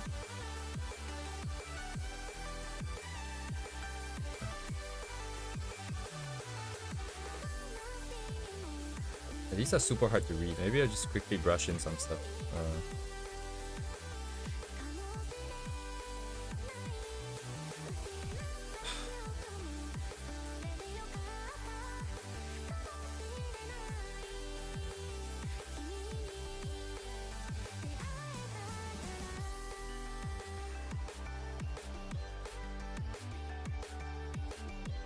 don't know what the buildings will look like.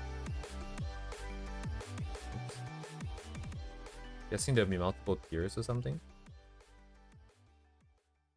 Oh, but in this structure, it doesn't necessarily mean the bottom is darker, is it?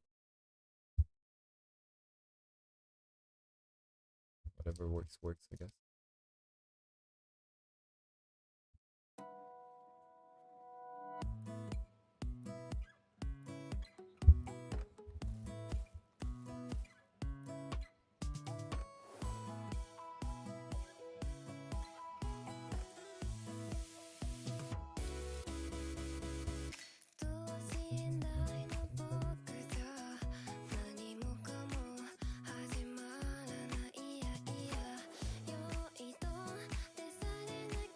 Oh my god, huge.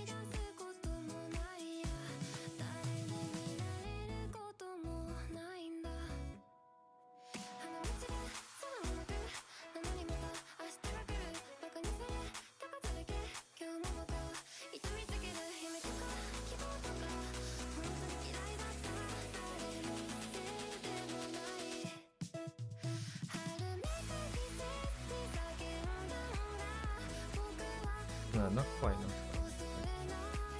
Maybe buildings in the back.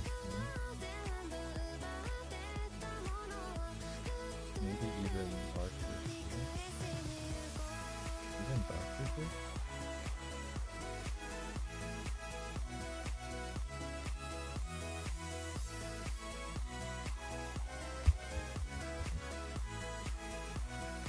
Yes, I can't do much with the values either. I need references for these first thing. This one here was from a photo, I think. Like this one.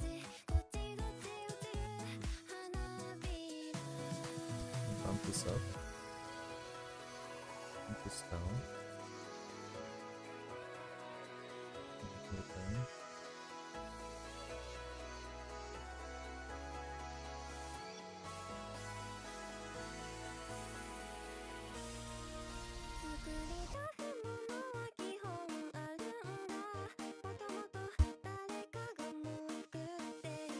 Good thought.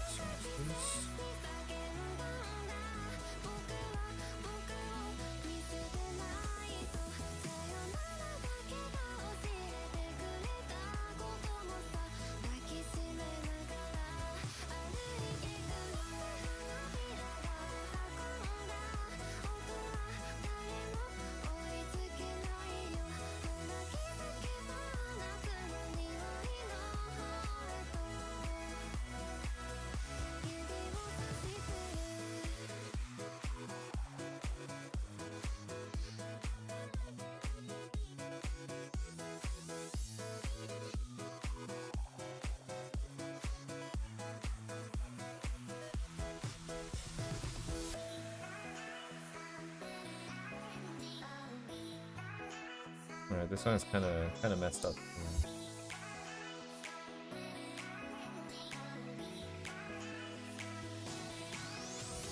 So this is bottom looking up. This is very hard to see, but the plan is to only have like a sliver of sky here, and then it's just buildings with like stupidly insane perspective, and then the character will be here. I don't know what the values will be like. Oh my god.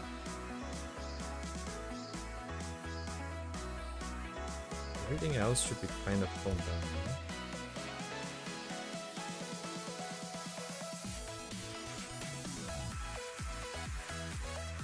Oh right, I cannot do that. Okay, same layer. Oh shit. Okay. Ooh.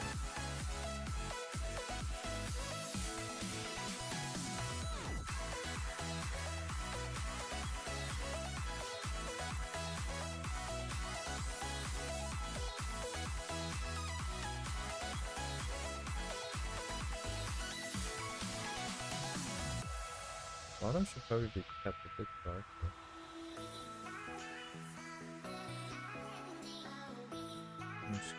Even darker.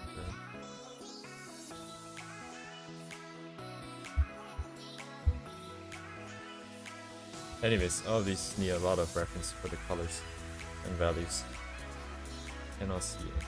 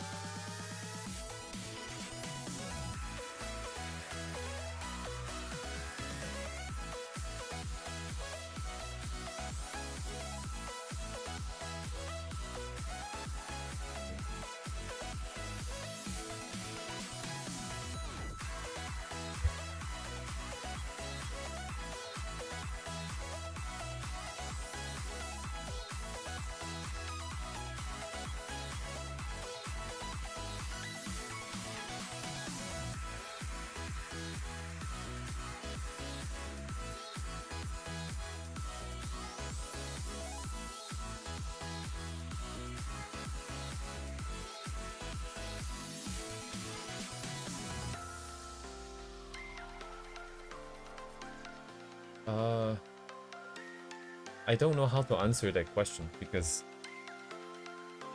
I don't know if I understand the concept of direction. If anything, like man, I'm struggling to remember. I think the original, so some of the original stuff I did was because I had the idea already without working on anything. I'm just sitting there thinking about random things, and then the ideas come. And then with that idea being active and me feeling it, then I will push out, I will keep pushing it for completion.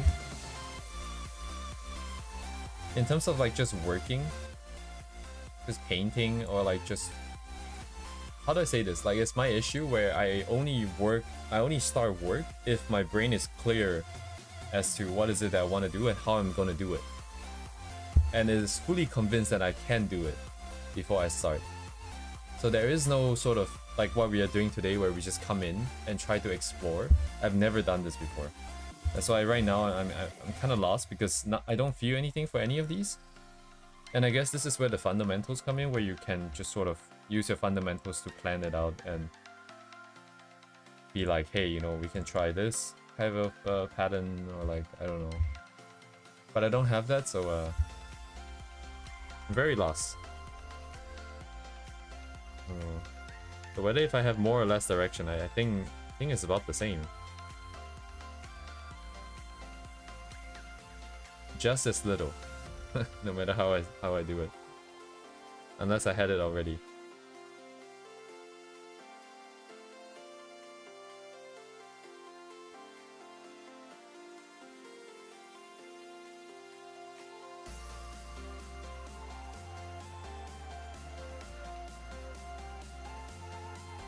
It's not this dark anyway. That should be pretty bright.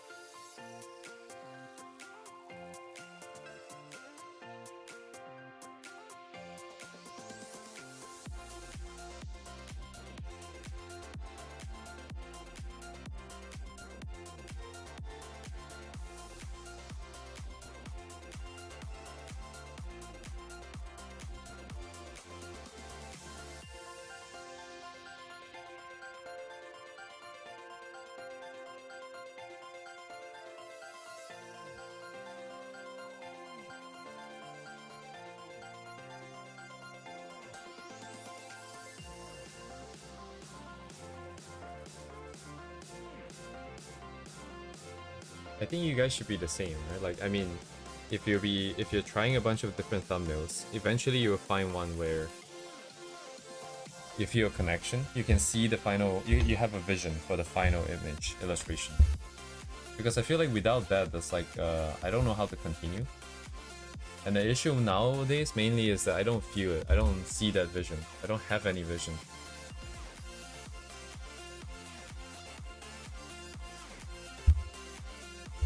Wait, this is T5? Oh.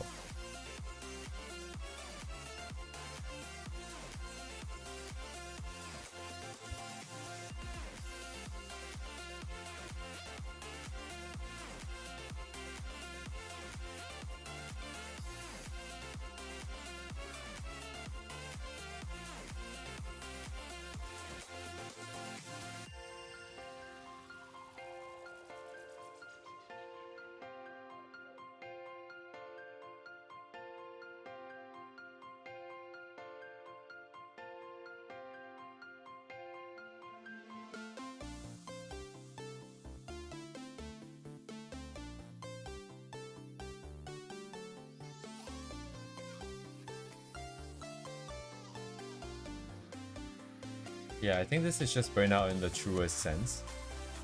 Because if there's nothing to feel, I don't know, there's nothing to do.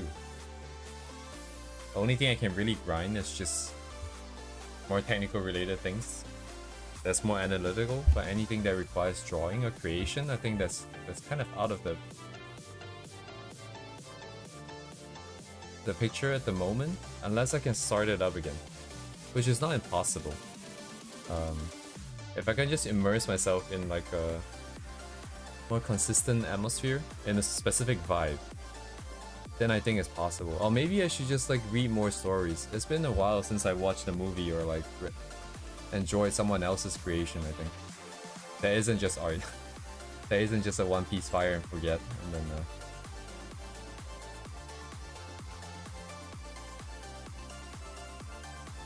huh. It's been like, oh, how many years has it been? Maybe like, I don't know, maybe at least 5, 6, 7, 8 years. I don't remember when's the last time I've been to the movie theater.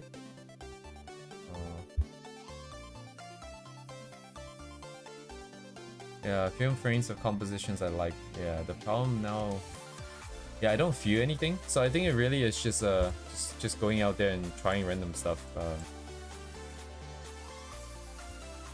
Like as in trying, as like consuming random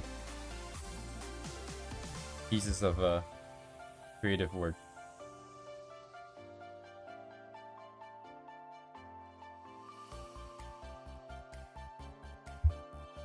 It's kind of detached.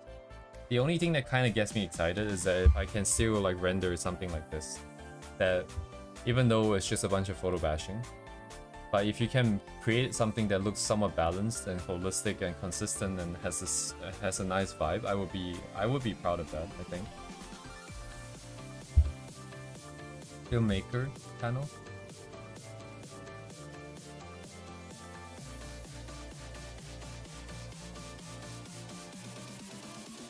Yeah, something nice and quiet like this scene here. It'll be like what, on the rooftop looking a little bit up. Just some buildings in frame, but oh yeah, that reminds me, there was that one music video. Let me see if I can find it. Ah shit, what is the what?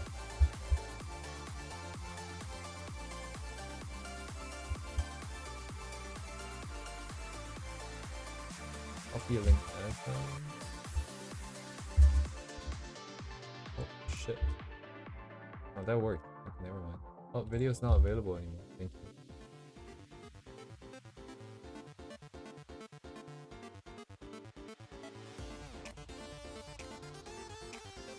I remember seeing this this MV here. I believe this is one of the was it one of the songs from for JJK, I think, but I don't know what. Closing theme. Okay, so for one of the later seasons. I remember seeing this and I was like, looks very nice. Yeah, no, Kirio, I think I should stop thinking is the thing. I know you guys are suggesting more like skills and related stuff, but I don't deny that will probably help because there is quite the struggle with the lack of technical skill and fundamental. Because there's a lot of stuff that gets very confusing and stuff like that, and that detracts away from the immersion, right? Essentially, you're trying to immerse yourself in the art, but I think the problem now is basically just the fact that I'm unable to immerse in anything. So art becomes this really dead and dry thing. And if I do more thinking, I think it's only gonna make it worse. Because I'm already burnt out from other thinking.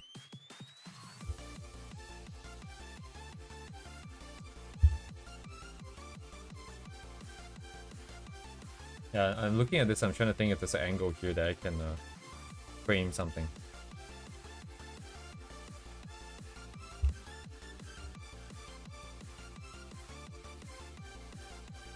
How did you describe your feeling to that photo, to this one?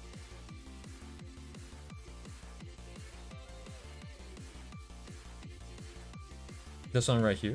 Oh, you mean what I was talking about, right? The one in the top right in the reference board. I don't know, it felt very quiet. This feels very quiet because the colors are very muted. There's not a lot of high contrast areas.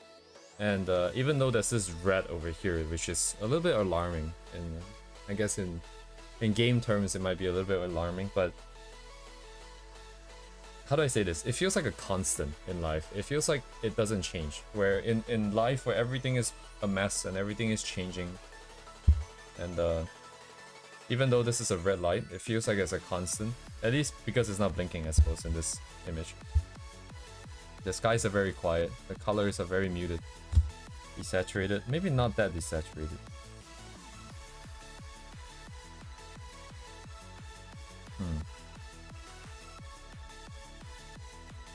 Trying to feel the space here. Which actually connects over here.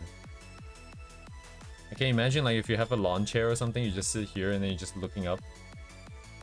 There's not a lot of noise. Maybe the occasional car goes by. The air is kind of cool. Maybe a little bit of a breeze. Nothing in the sky. Just a usual blank night sky because you're in the city. You can't really see stars anyways. But without the stars, it also makes it a little bit more quiet, I feel like. There's nothing to necessarily for you to look at. You just kind of wander around, your eyes wander around. Yeah, this one is the same, Dube. I think I feel the same thing. The colors being very in the same sort of zone. Darker, quiet, desaturated, calm.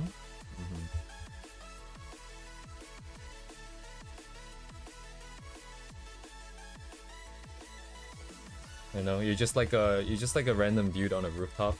No one's gonna know you're there. No one's gonna remember. No one's gonna call out to you. No one is gonna ask you to do work. You just kind of sit there and you can look at what the hell you want. You can imagine and fantasize about whatever other person up there is doing.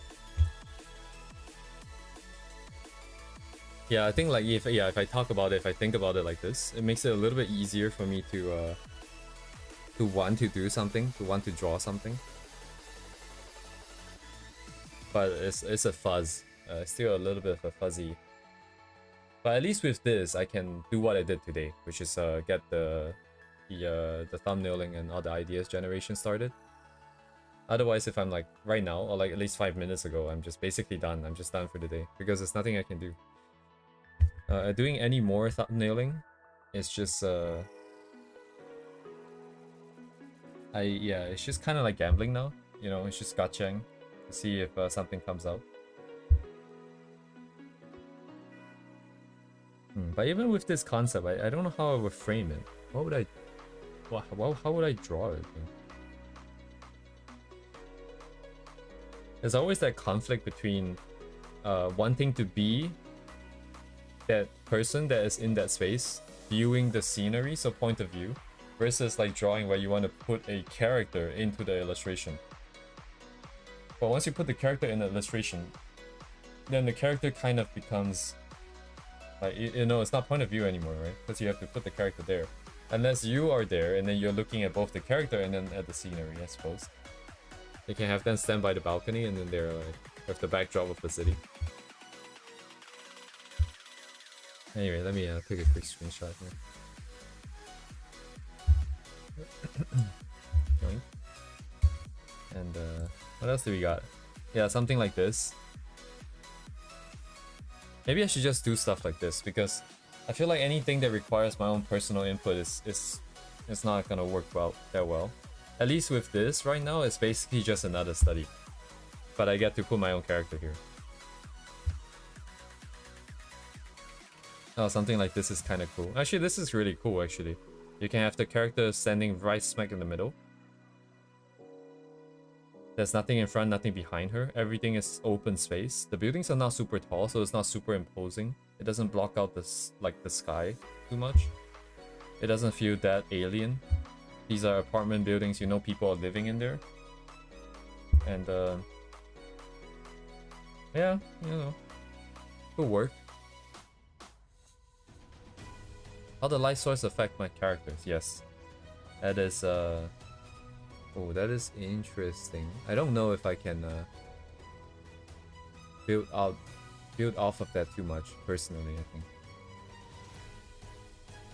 What would that be like?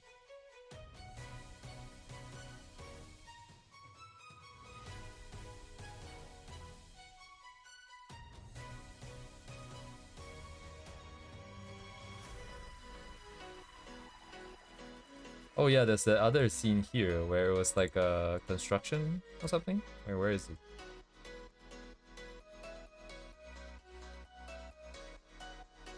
I think it was this one. Because you can really feel the space. Actually, a lot of these shots, you can really feel the space in here. And I don't think this is closed, right? This is open air, I think. But for a second, it looks like it's some kind of like a really large indoor area. That was also kind of interesting. Eat this.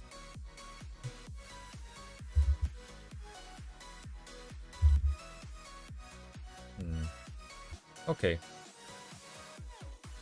I'm not completely out of the game just yet.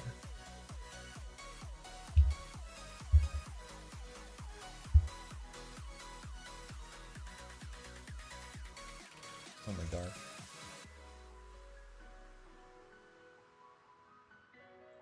It's okay, now I need to see the buildings.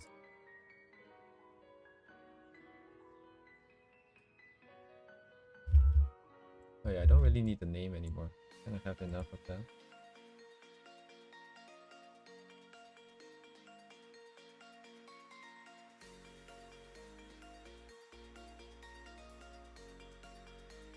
Also good to know that the copyright thing doesn't care if you're just playing the MV without the song, which kind of makes sense, but I mean, there's creative input in the video too, so there should be copyright here too, but it's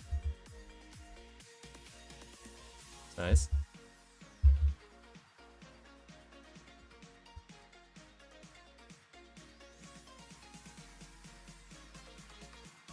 Maybe I can start here. Just like a study or something.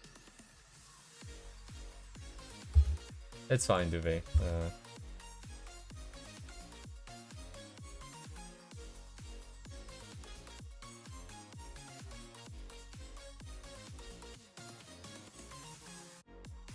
Yeah, it lacks the life of a video, huh? It does lack the life of a video.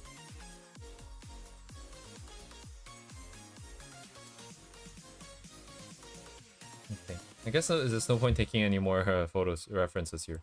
We get the point, and then if I ever need it, I'll just come back.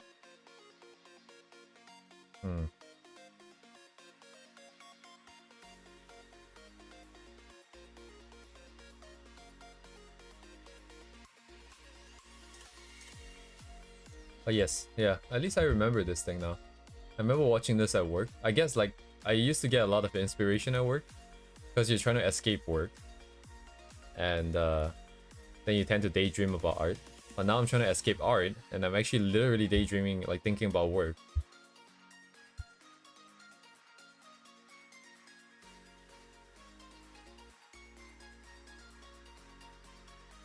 Oh, is this AI? I think I got this from Google. Probably AI. It's a little bit weird. Or maybe not. I don't know. Cannot tell anymore, man. But anyways. Maybe I'll just drop off and think about this. A quick study probably doesn't hurt. And we can always swap out the building. It is a calm vibe here, but I can make it not calm.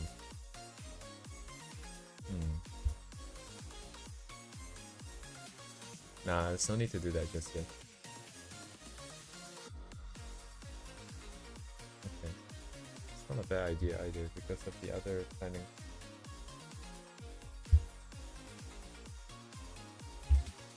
Where's my other board?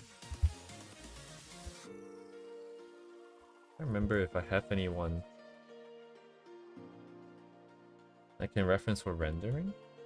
It's a little bit simpler than stuff like this.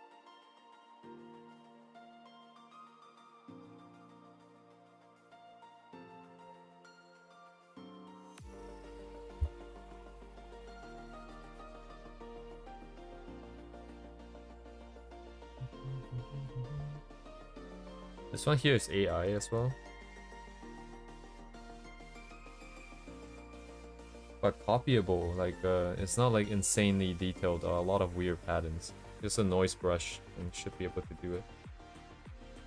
Could be like a good reference guide for rendering. Anything too insane would not be possible.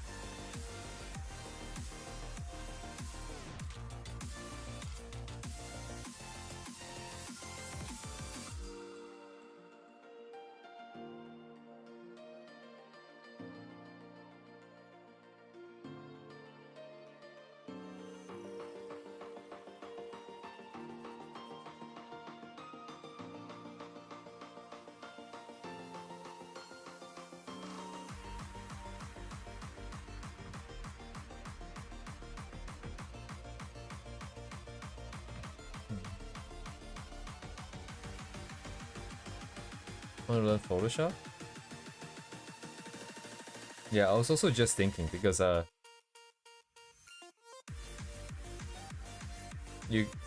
could just do a few of these studies, try to change it up a little bit. I mean, you just swap buildings out, right? And then that might work too.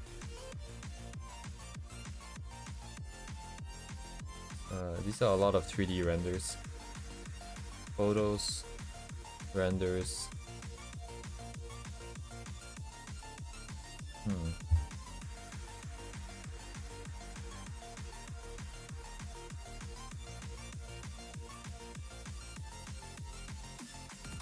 Oh yeah, this guy is really strong at painting backgrounds.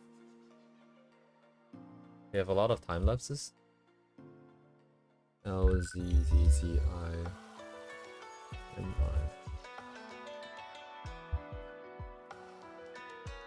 If I remember correctly.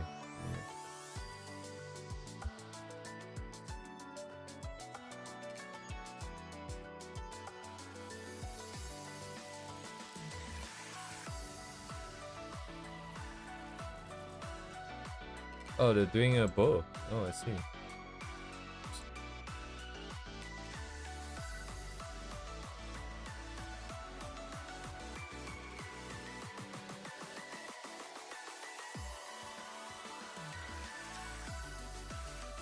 Sorry, did I send the link yet? Okay, I wanted to do it and I forgot to do it.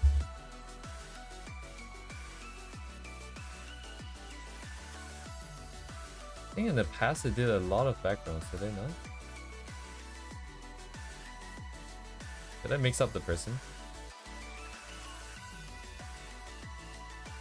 I mean, they did do a lot of backgrounds, but it's not the same person I was thinking of. There's the guy that only does studies of like urban like scenes, like photos that he took himself. It's not this person. But it does look like this person. Did they maybe remove some of the older tweets then, perhaps?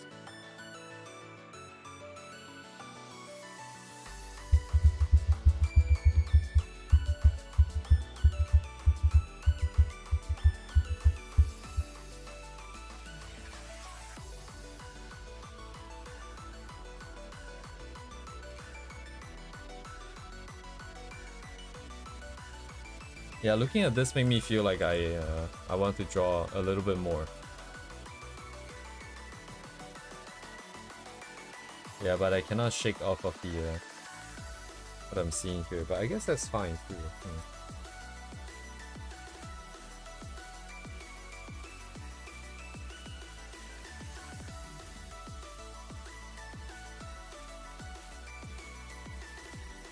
Yeah, I guess that's fine.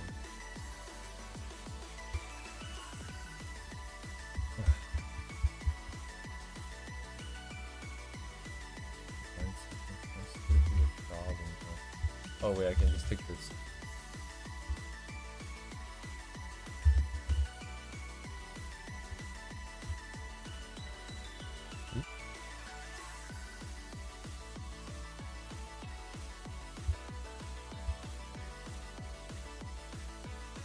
These guys are very render heavy, a lot of 3D stuff.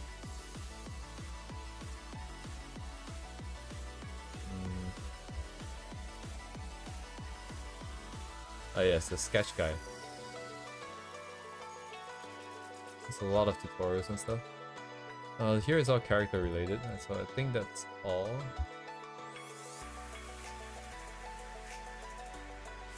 What was this again? Oh, this was the other thing that we were doing before we started the live 2D stuff. Right. Also the other thing.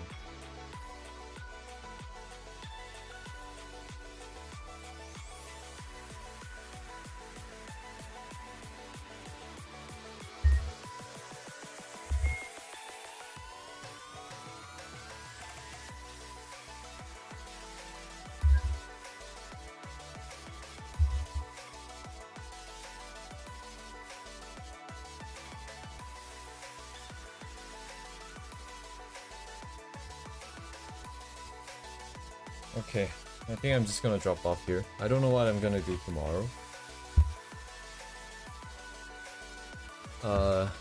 Right. Yeah, the only thing I feel like I kind of want to finish is this one. But that might just be done off stream. On stream, I might just do some studies and that'll be that, I think. I'll do studies of other people's studies. Because I think photographs might be a bit too complicated in the beginning.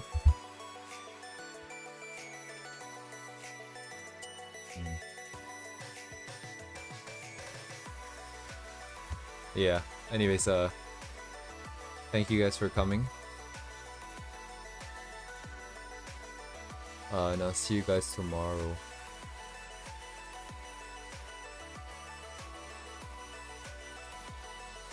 Have a good night, guys.